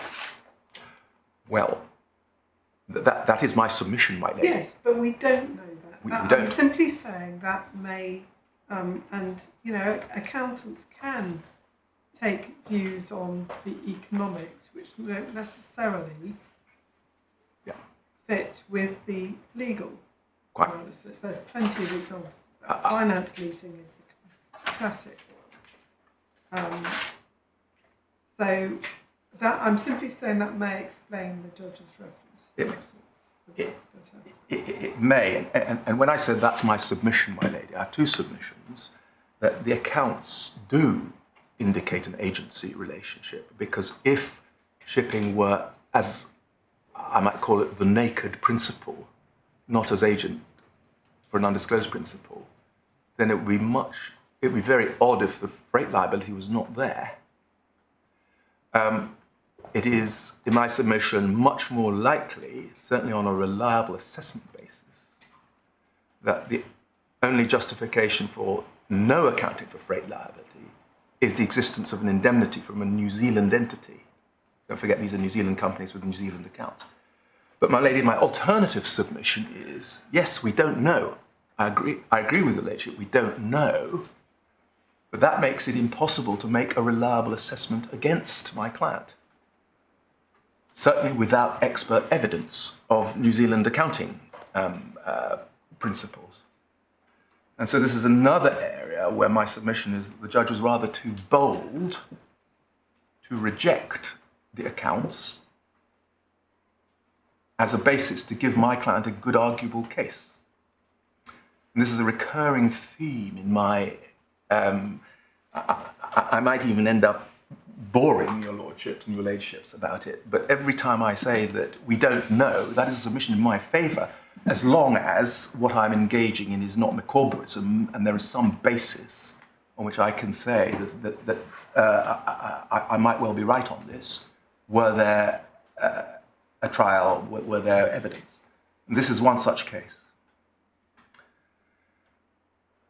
And Lord, I then come, so that's the accounting practice, and then I come to the flow of funds practice that obtained in 2019.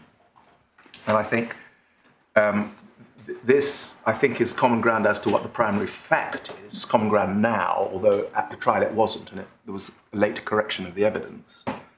And without going to it, can I just refer to our original skeleton at paragraphs 44 to 47, which are in core tab 962 to 64, and the judgment at paragraphs 45 to 46.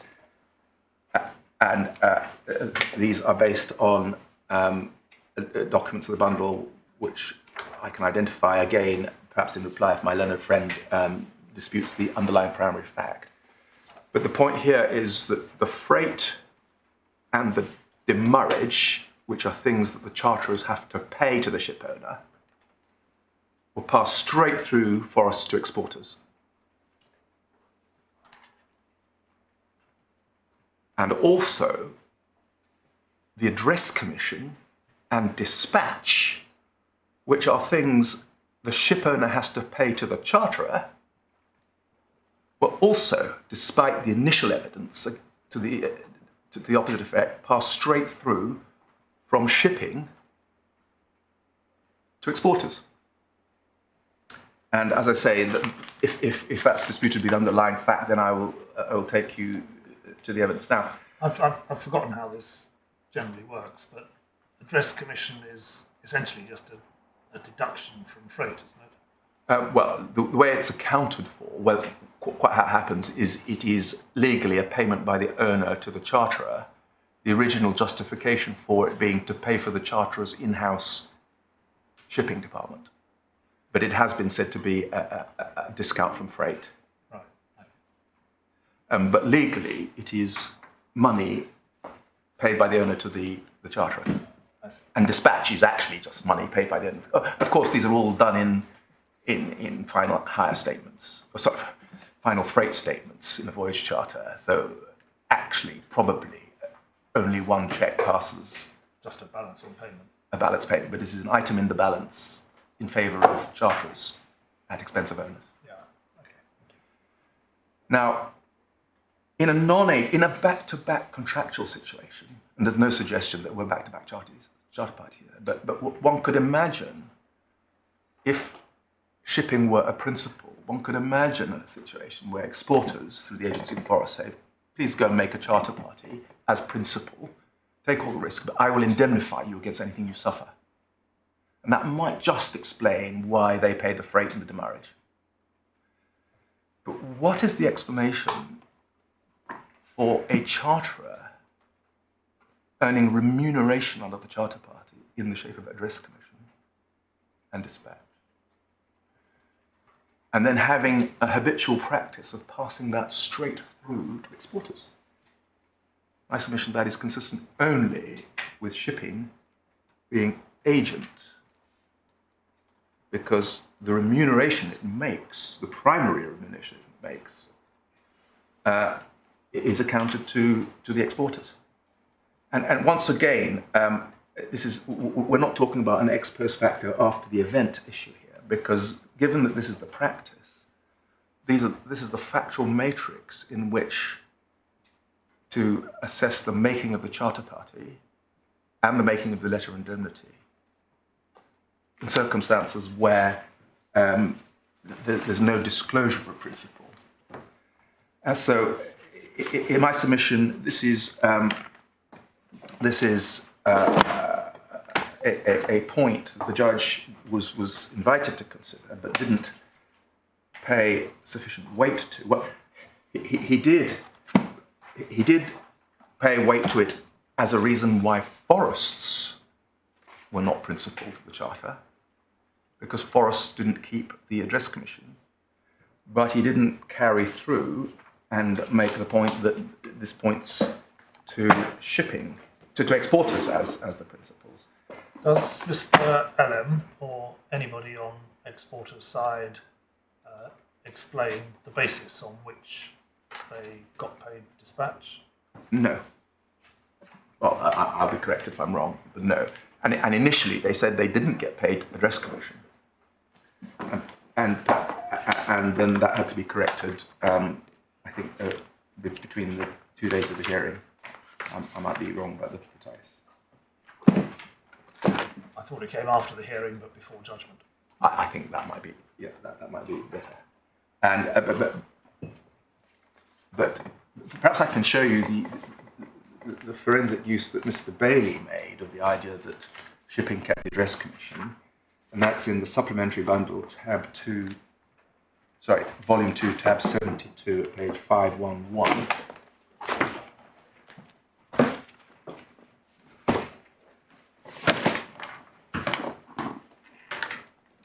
Page 100 of the proceedings on day 1, which was the 3rd of July, almost a year ago. So you say 511? 511, yes. Thank you. And Mr. Bailey is making submissions. And the judge said it, and that means the identity of the contractual parties depends on, does it not, on the terms of the many agreements between, in this case, Port Blakely and Forests. Quite. And then he moves on. Anyway, that is a point to note. But the key point I'm making is this: that the freight charge that was passed on by my clients via Forests for the gross amount, and they kept the address commission for themselves.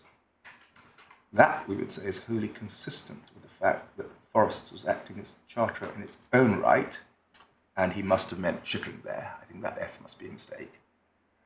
And is also in stark contrast to the position on the LMSAA when Forests acts as charterer on our behalf. And the correction is just made there. Mr. Bailey, I think you may just have misspoken. You said it was wholly consistent with the fact that Forests was acting as charterer in its own right. I meant shipping. But my lord, they didn't keep the address commission. Now, if keeping the address commission is consistent with shipping as agent, sorry, as principal, then the converse is true. Shipping keeping the address commission is inconsistent with them being agent and consistent only with them being principal. And Ms. Bailey didn't deal with the same point, but the same point arises in respect of dispatch.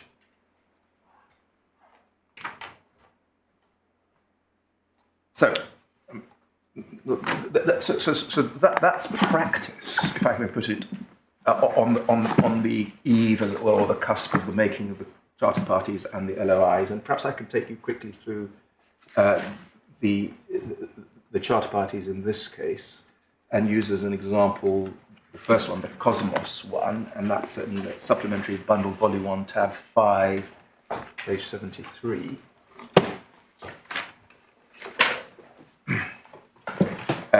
And this is the recap for the Cosmos, and it's in fairly standard terms.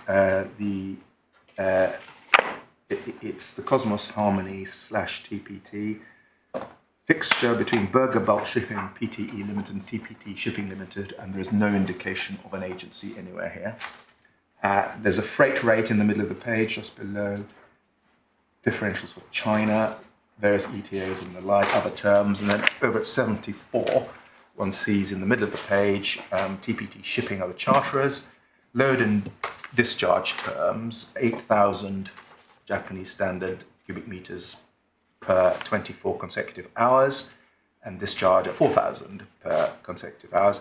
Demurrage half dispatch. So that is a term that if the discharge or the loading is slower than the rate, the owner, the charterer will pay the owner 11,500 per day.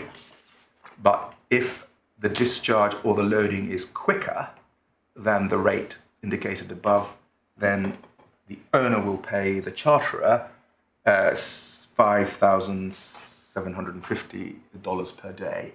And that happened repeatedly.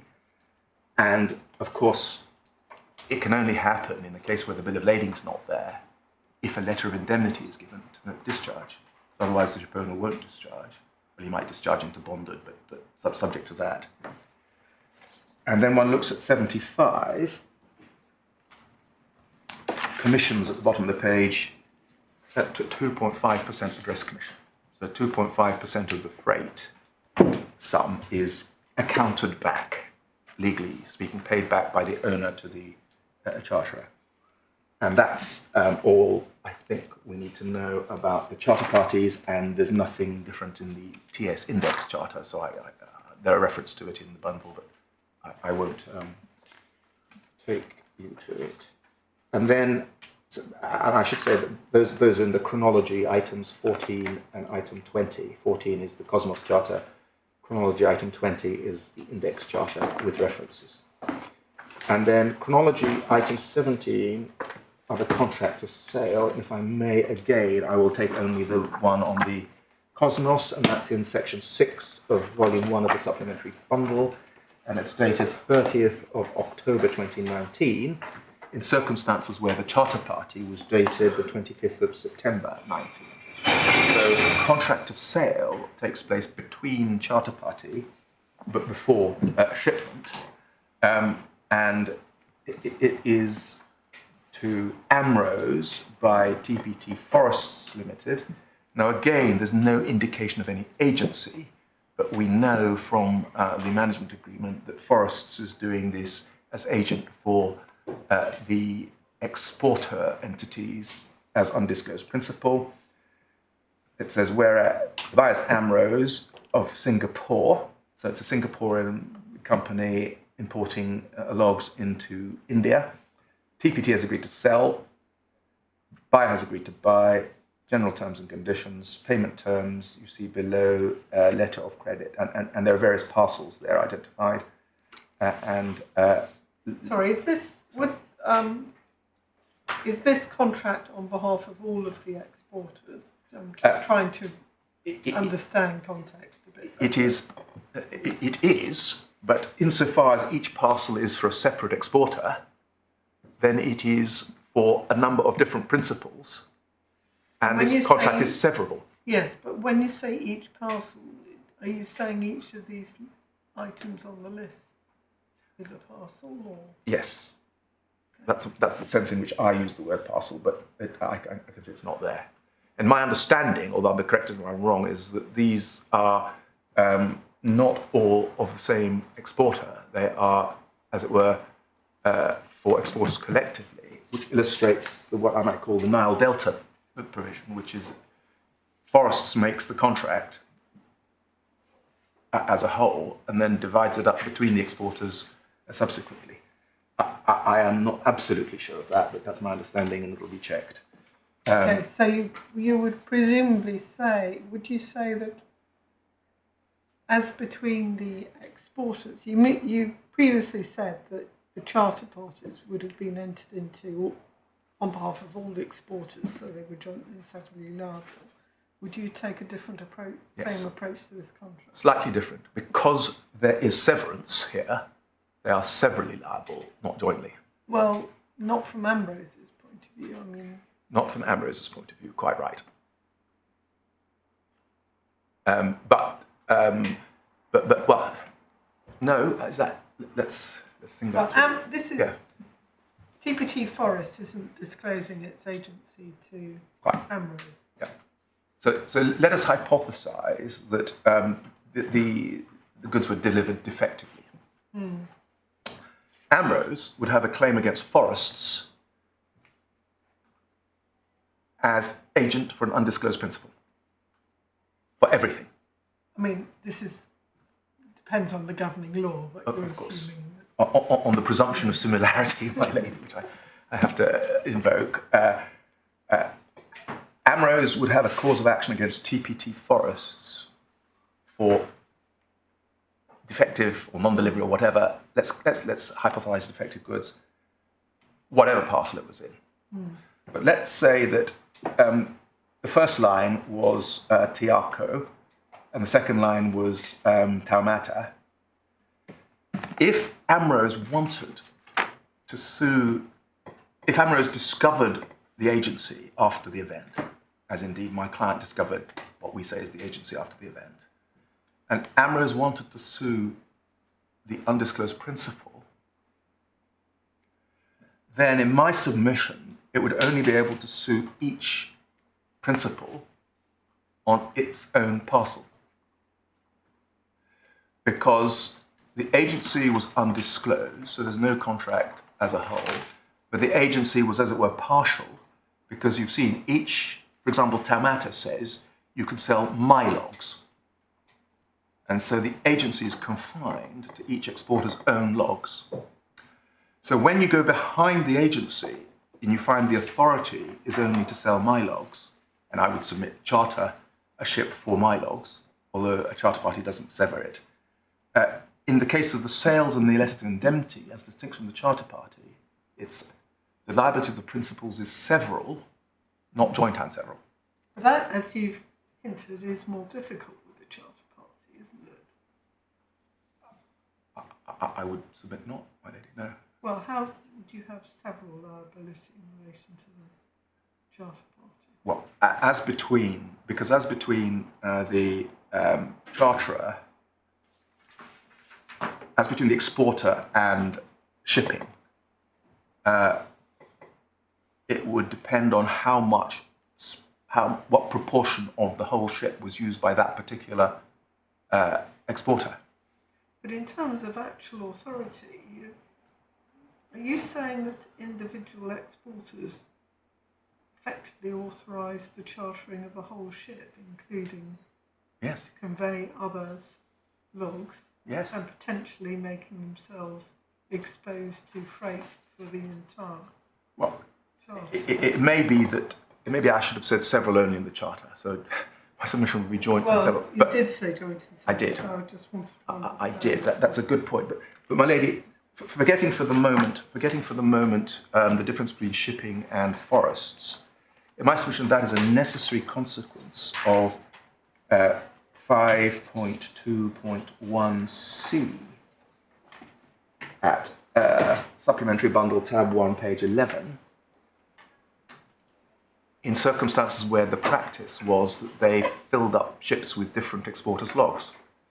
So if one looks at page 11, 521c, subject to F, the ship charter shall be between TPT and the shipping company on behalf of the Tuamata, that's agreed to be in relation to whole ship charters.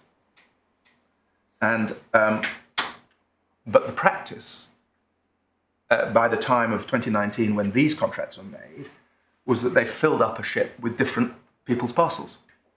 So how, my lady, does that charter work? The only way it works is that the charter is either joint and several, or perhaps several, with each exporter to the extent of that exporter's goods on board the vessel. Now, my learned friend and the judge said, but you don't know at the time of the charter whose goods they are, and that makes it quite difficult. But in my submission, that's factually not the case, because that was based on the dates of the contracts of sale, not the dates of the original scheduling. And so one does know, at least one has a prediction of whose logs are going on board. But I do ask you, unless the charter is several or joint and several, and perhaps several is the better argument, my ladies sort of perhaps identified that as the better option. Unless the charter is several, how does this work? How does it work in the case where shipping charters the whole ship, as we saw was the practice, and yet logs of different exporters are on it? Well, doesn't F? Isn't the obvious answer to that to turn to paragraph F? Well, that's a possibility, unless my submission is that F relates to space chartering, which is not otherwise catered for in this document, and yet was the practice by 2019. There was some space chartering.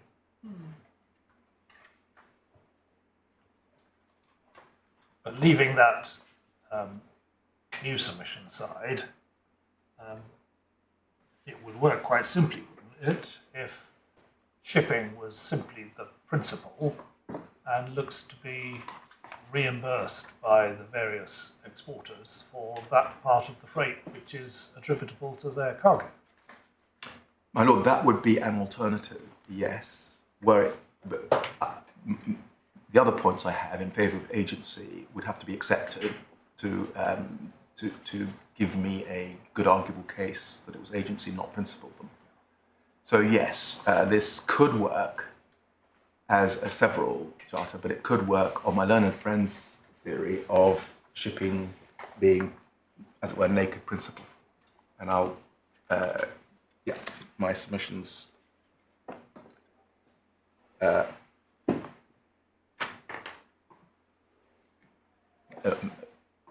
My submissions would will come to that.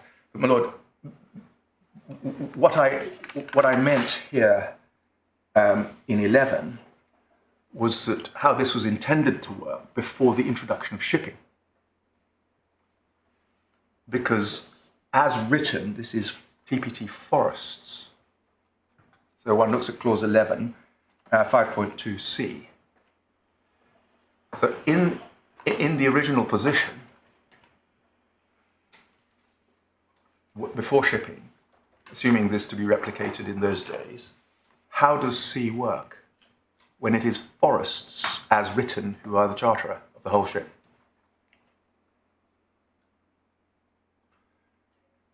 Because we know that forests is the shipping company on behalf of Tuamata. That's what C says. But we also know that the practice was to fill up ships with aggregation of ships. So in the original position, the only way it can have been worked is a several agent for several charterers. And the question for your lordship is, do I have a good arguable case? Can you reliably rule out that that position continued in 2019, save only that the practice changed from forests being the named charterer for an undisclosed principal, as opposed to shipping. And my submission is, if you can reliably take a view, then the likelihood is that this continued to be the outline position, save only that the practice had moved such that it was shipping who were the charterers on behalf of Tuamata. But if you can't reliably take that view in my favour, you can't reliably take the view to the opposite. And I'm trespassing forward to submissions. I do submit that would affect a radical change in the role of the TPT group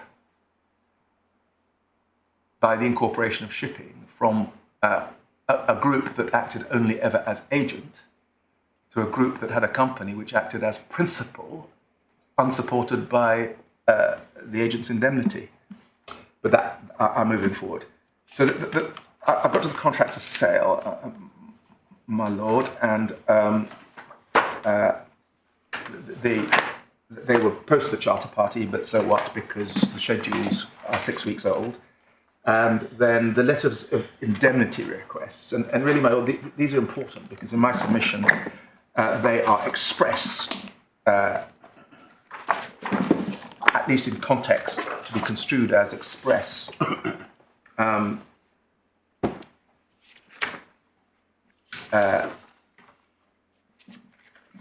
contracts of agency. And 213, perhaps, this was the core bundle, it's the supplementary bundle, section 1, 213.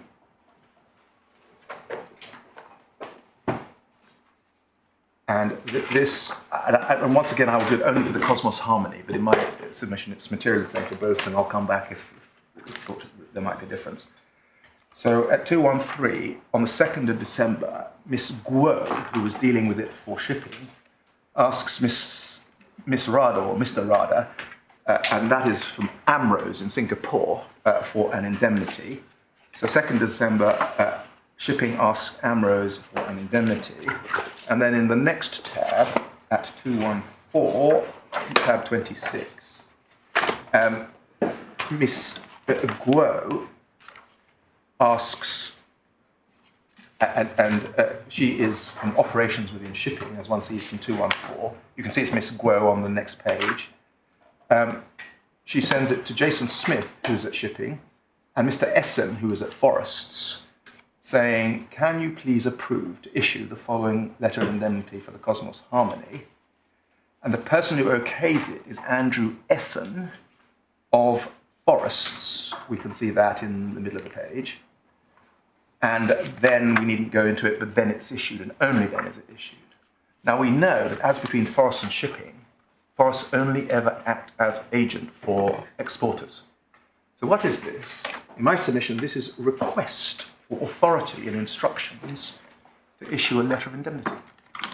And against the context of the shipping agreement, this is a service provided up to and including the point of delivery under the services agreement, which Mr. Smith rightly called an agency agreement. And that is, my case is going to be that's express authority and an express instruction. And the letters of indemnity then that emerge, that I show you that, and that is emerged on the 6th, actually the 9th, but it was dated the 6th of December, and it's at page 111, Supplementary Bundle, Volume 1, Tab 8.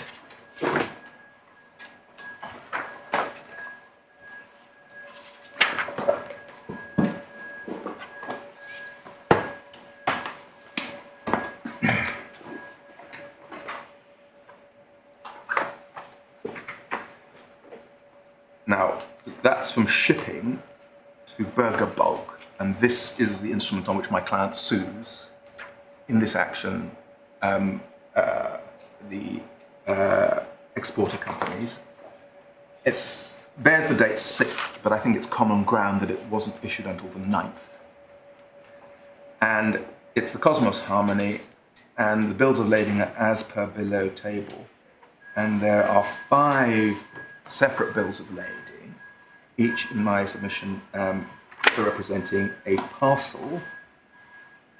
And the shipper, as was the case, and I should have showed you the bills of lading, but the shipper in each case on the bill of lading is TPT Forests Limited without disclosure of any agency. And in respect of these separate parcels, shipping is requesting Berge, my client, to discharge without letter of indemnity against an without bill of lading against an indemnity by shipping. And if we can look over the page, this is a standard form, 6 and 7 at the bottom of page 112. The liability of each and every person under this indemnity shall be joint and several and not conditional, and you're proceeding first against any person, whether or not such person's party or liable under this indemnity, and this indemnity should be governed by the laws of England. Now, although in respect of the charter party, I said several is the main candidate, in respect of the letter of indemnity, it may well be that I would have a case for joint and several on the basis of clause 6. And clause 6 contemplates in my submission, certainly in context, that this is actually issued on behalf of people other than only shipping. So far... Doesn't it simply, as it's a standard form, yeah, given for a number of bills of lading, doesn't it contemplate that there may be different shippers named in the bills of lading? well, that's one possibility. It's rather more common, I would have thought, than worrying about undisclosed principles. That's one possibility, my lord, but why would it not also contemplate that the shipper, if it's the same in bill of lading, may be acting as an agent? If the shipper is acting as an agent, then everyone's jointly and severally liable. And it may be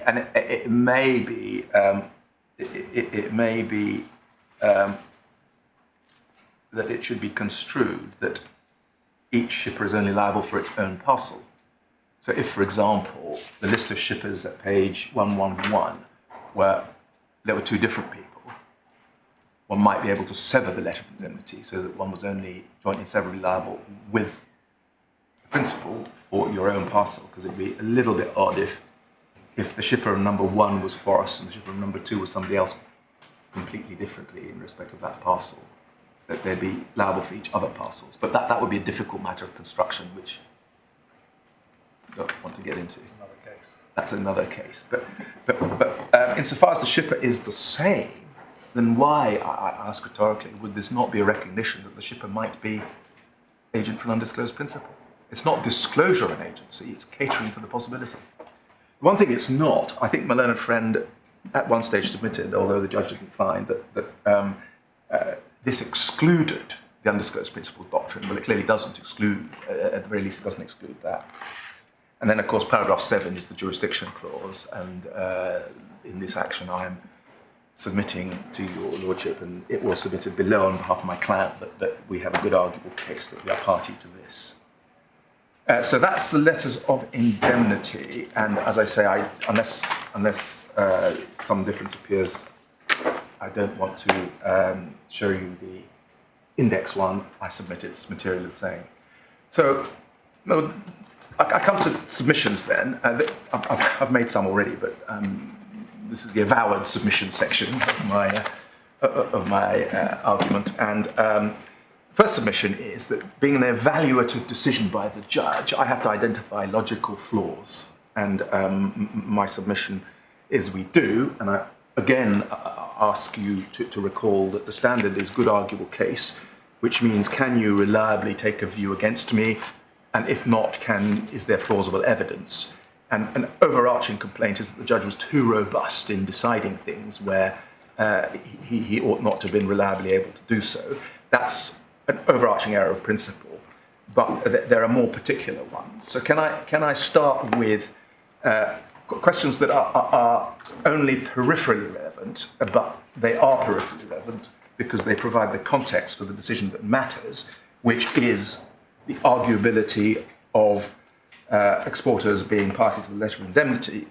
And the first of these peripheral contextual matters is the question about whether forests were party to the charterers as principal charterers, and that is dealt with in judgment paragraph 61 at 165 in the core bundle, tab 14.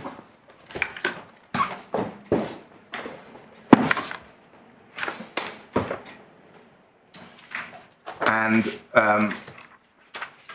we accept... 61, paragraph 61 at page 165, did I say?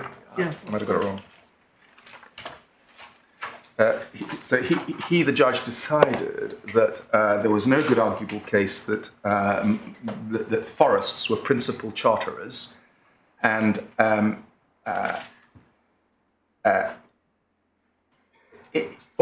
although that was argued, my lord will see that in 61 subparagraph 2, it was argued in writing, but my predecessor there seemed to accept that the points he was making were relevant and only relevant to the claim against the exporters. So whilst the point was made that forests were principals, it doesn't seem to have been pursued vigorously orally because of number 4. Little hesitation in rejecting any suggestion that forests were an undisclosed principal to the charter contracts for the following reasons. Contractual documents have been disclosed, both the management agreements and the service agreement, which I call the agents agreement, made quite clear that forests were only ever intended to act as an agent for exporters. So we accept now, my client hasn't sought to appeal against forests, and we accept that that is a sound point. The point is that, of course, just because forests are not, on the grounds that they only act as agents for exporters, is not a reason that exporters are not principals. Indeed, it points towards exporters as the principal. Now, over the page, we do say there's an error of principle in 61 4C.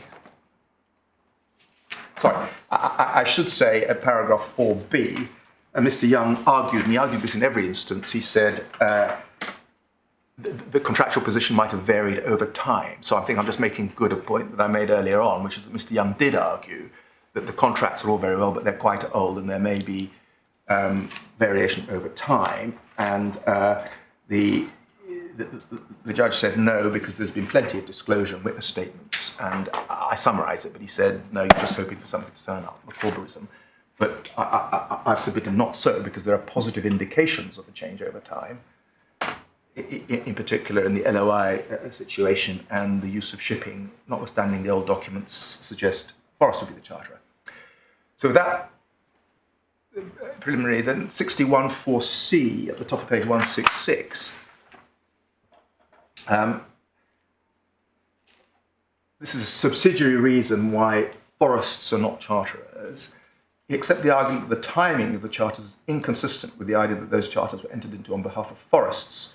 As both forests and exporters argued, entering a charter at a time when shipping did not know whose cargo would be shipped on the vessel is inconsistent with the idea that the charter was made pursuant to any express authority given to shipping by forests.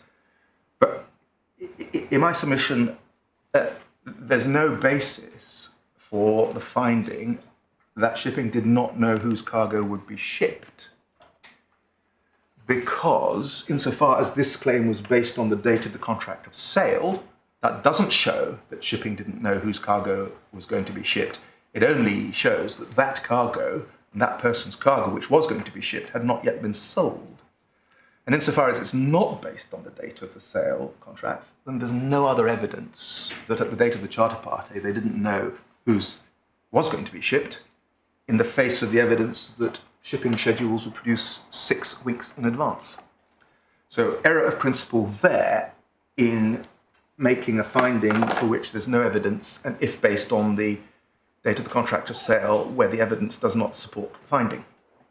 Once again, Mr. Young said maybe further documents and evidence, so that was the submission that he made repeatedly. Sorry, I'm probably being slow. Where's the link between not knowing and the date of the sale contracts?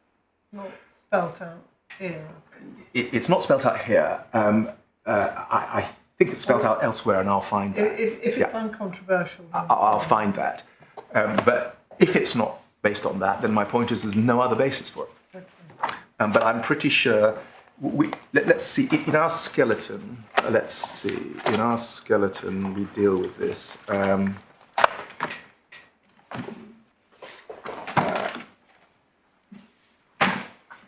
Under the timing point.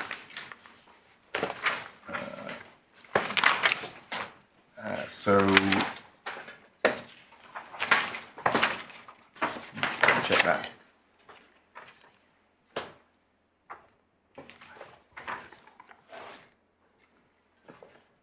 Yeah, I'm told it's core 94. Can you market it?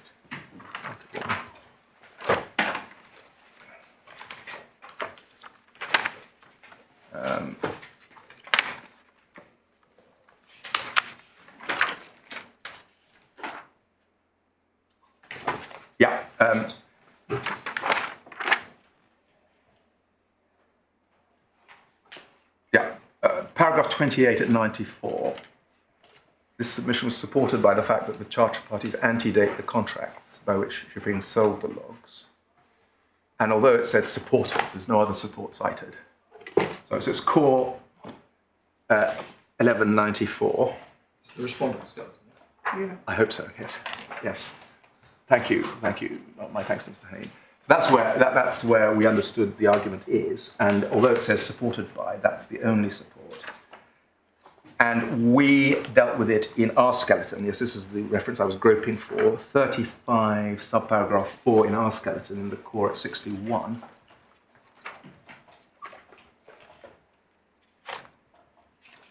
And we refer there to the respondents' submissions in opposition to permission to appeal. The exporter said the judge was taken to relevant documents in this regard. Specifically, he was referred to the sale contracts which postdated the charter parties. And so my understanding from those passages is that they made the submission as to timing, but the only documents or the only point they made in support of that was the timing of the sale contracts. I'm grateful to my lady. That was a gap in my presentation. So C is wrong in principle insofar as it depends on the date of the sale contract, because that doesn't prevent knowledge of what unsold cargo is going on, and that's an error of principle and submission. If it's not that, then there's nothing in support of it. And D, the suggestion of further document, Mr. Young made that at every occasion, and I don't make that here, but I do make that in the relevant part when we get to it. Then the evidence of flow of funds does not seem to me supportive of the submission that forests were parties to the charter as an undisclosed principle. The evidence all goes to the flow of funds between shipping and exporters. We agree. But it shows in my submission that exporters were principals. In particular, that the remuneration by way of ADCOM and dispatch went straight to exporters. That leaves the question of accounts. I can't derive anything from these, particularly in the absence of any expert evidence, and I've been through that with my lady. We see what the accounts are. I say that they do show no accounting for freight, and that's consistent only with agency, but at the very least, one can't reliably say I'm wrong about that. So this leaves me with the LOIs. Now, 63, it might be thought that the answer to the LOIs was just the same as the answer to the charter parties, which is that forests made it very clear as to shipping that it only ever acted as agent. And so, and that I think is what his lordship means in paragraph 1, which is, my starting point is that forests were not part of the charters as I have held, and that incorporates the reasoning that they only ever act as agent. But what does he say here? He says, I accept there was a system whereby forests were asked for their approval before the LOIs were issued by shipping. Now, he says, however, I don't consider that this justifies a conclusion that forests were indicating consent to be bound by and liable to the LOIs for various reasons, But the clear inference is that but for these reasons, that would indicate consent to be bound. And in my submission, a system whereby somebody asks somebody else for approval and an instruction comes back, yes, issue, is classic agency. Do this thing for me.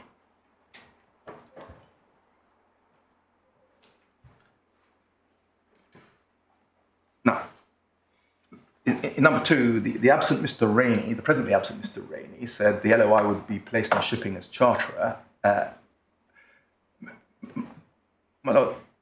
That's a submission for which the ground has not been laid, because all the judge has found is that forests were not the charterer, C61. But Mr. Rainey is submitting that shipping is the charterer. The judge seems to accept that silentio, accept that the charterers did not impose an obligation on shipping. It was shipping who had the right to request the discharge of an LOI. But if so, he has not yet explained why it is that shipping is the principal charterer as opposed to being liable as an agent for an undisclosed principal. However, as it stands, it's quite right, because shipping is liable as an agent for an undisclosed principal. Now, I accept Mr. Rainey's submission that against the background of the rationale for incorporating shipping, forests would not wish it to open itself up to liability that is studiously avoided by virtue of that incorporation of shipping. And my lord, this shows that at least the judge was taking the view, as he had taken before, that the rationale for incorporating shipping was to protect forests. And indeed, I adverted forward to it, but perhaps we can go back to 156, page 156 at 26. I think that's what he's referring back to in 62 sub 3. And his finding is, paragraph 26, Mr. Jason Smith was appointed as a Director of Forest. Towards the end of that year, TPT Group was giving consideration to the question of how to insulate the wider business. Now, that is the TPT business. Must be, from risks associated with chartering. As it's evident from documentation and evidence before me, consideration was given to various factors, including the creation of a structure that would eliminate recourse to other companies in the group. And that's his finding in my submission, justified by supplementary 15, page 176, albeit internal as between shipping and forests. And that's what he's referring back to, if we go back to 63.3, to that. But again, that's an argument in support of not forests. It's not an argument in support of not exporters. Indeed, the next two actually point to exporters. I accept Mr. Rainey's submission that there's an obvious reason why shipping would want to see forests' approval for issuing an LOI and the discharge of the goods, which is that the goods represented security for payment of those goods.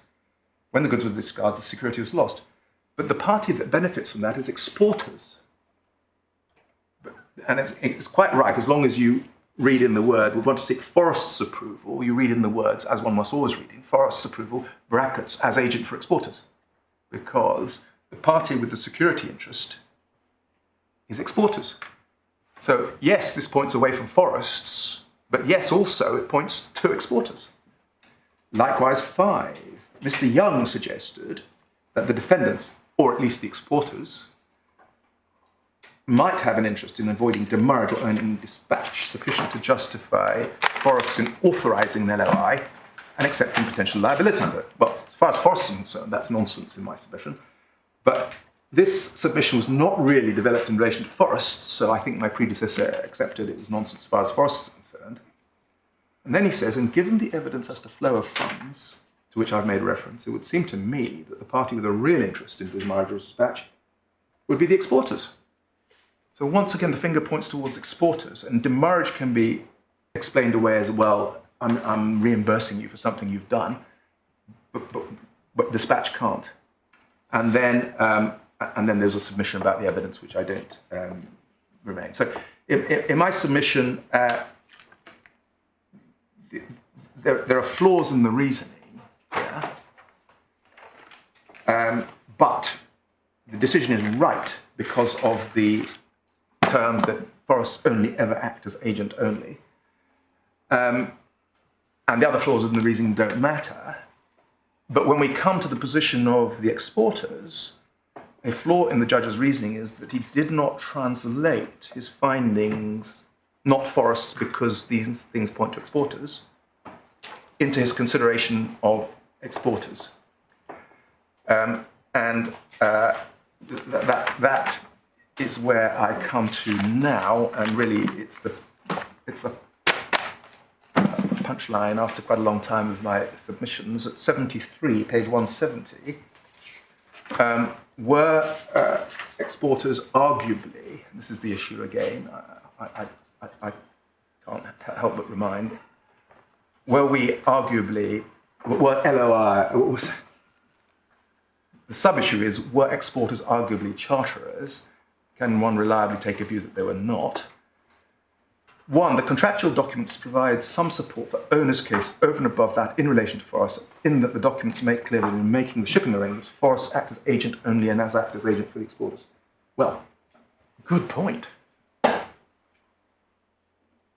Creates at least a plausible evidential basis. Why not? The first is the 5.2.1c as opposed to the 5.2.1f point.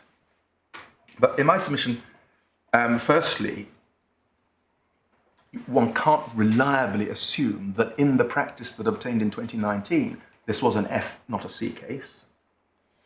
But secondly, even if it is an F case, then that is consistent with shipping, still chartering, as agent for exporters. Where's the inconsistency between an F case and an agency case if there are sufficient other evidence of agency, which I'll come to perhaps shortly after the break. Now, three, in the current cases, it is clear, in my view, from the very fact that shipping were involved, that this was an F situation. But in my submission, true only if the 2007 contractual regime continued to obtain in 2019, but there's good reason to suppose maybe not, because the 2007 contractual regime contemplated forests acting as the charterer, albeit agent for an undisclosed principal, and that is inconsistent with the insulation of forests from chartering liabilities. And when the question is, can you reliably decide that point against me, in my submission, the answer is not, because there's the conflict between the text of the 2007 contract and the concept of shipping insulating forests. 73.4 is the timing point, again, and I make my submissions again. That is based only on the sale contract and therefore is flawed. 5, flow of funds and accounting doesn't derive much assistance. And it was submitted by owners, as I've noted, that the audited accounts of shipping were only consistent with it being a pure intermediary, as I understand it, because those accounts did not show a large turnover and so on. I do not think this submission was made good. Well, what he means is that we haven't shown enough for a reliable assessment in our favour, but that's not the test. The test is whether we have got plausible evidence, unless you can reliably decide it the other way. And there is plausible evidence in the accounts in my submission. And what he has done is he's been too robust in deciding things against us, where the question is there plausible evidence in circumstances where you can't, without expert evidence at least, take a reliable view the other way. And overall, he concludes that in entering the charters of the owners, shipping acted as principals and not agents of the exporters. And in my submission, that's flawed for the reasons I've identified. But we come finally to what really matters, and that's the LOIs. And can I very briefly say what's wrong with this, because we've written this. Turning to the LOIs, once again, I prefer the submissions of exporters for various reasons. I have already found that forests have the better of the argument that the LOIs were issued by shipping on their own behalf. No, he hadn't.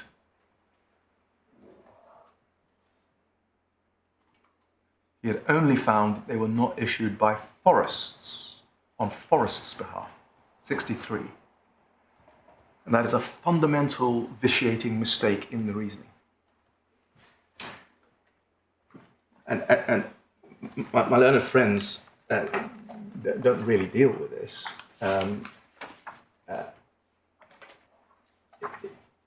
In their submissions, they say, oh, well, there's other grounds on which he could have come to that. But he didn't. This is the ground. He misunderstood his own. I know deputies don't get time for writing judgments, but that is a vitiating mistake. Accordingly, this claim's a hypothetical one. So that's the ratio, and it's wrong. Hypothetical one, and the hypothetical claim, i.e., because he's already found against us on something else, over the page is that exporters will be bound by the LOIs because those LOIs were issued by shipping on the authority of forests, who in turn acting as the exporters' authorised agents under the management agreements. Yes, that is our case. However, as the exporters pointed out, the management agreements provided for a particular regime for the LOIs. The evidence is that this regime was not followed.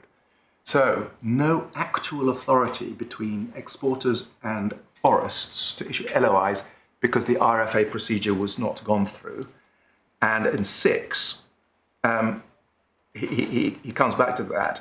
At most, the owners could say is that if contrary to my findings, and my submission there is he hasn't previously found it, forests indeed authorised the LOIs, they would have had no authority to do so. And so non-compliance with a particular regime means only no actual authority. And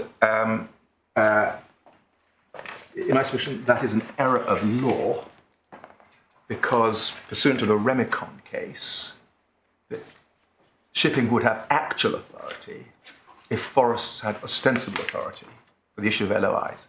So the error of principle in 4 and 6 is not applying the Remicon principle, for which the judge can be excused because it wasn't cited to. And finally, in 5, before the break, Mr. Young again made his submission, rejected there, that other documents might turn out to be relevant on this.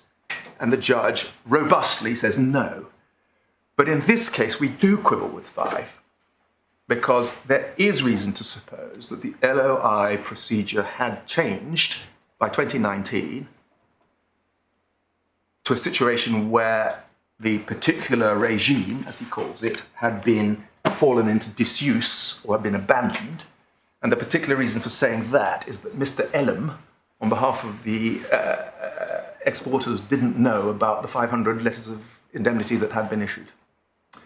And well, I think I've overstayed my welcome by a short so far. All right, well, we'll resume at 2 o'clock then. Thank you very much.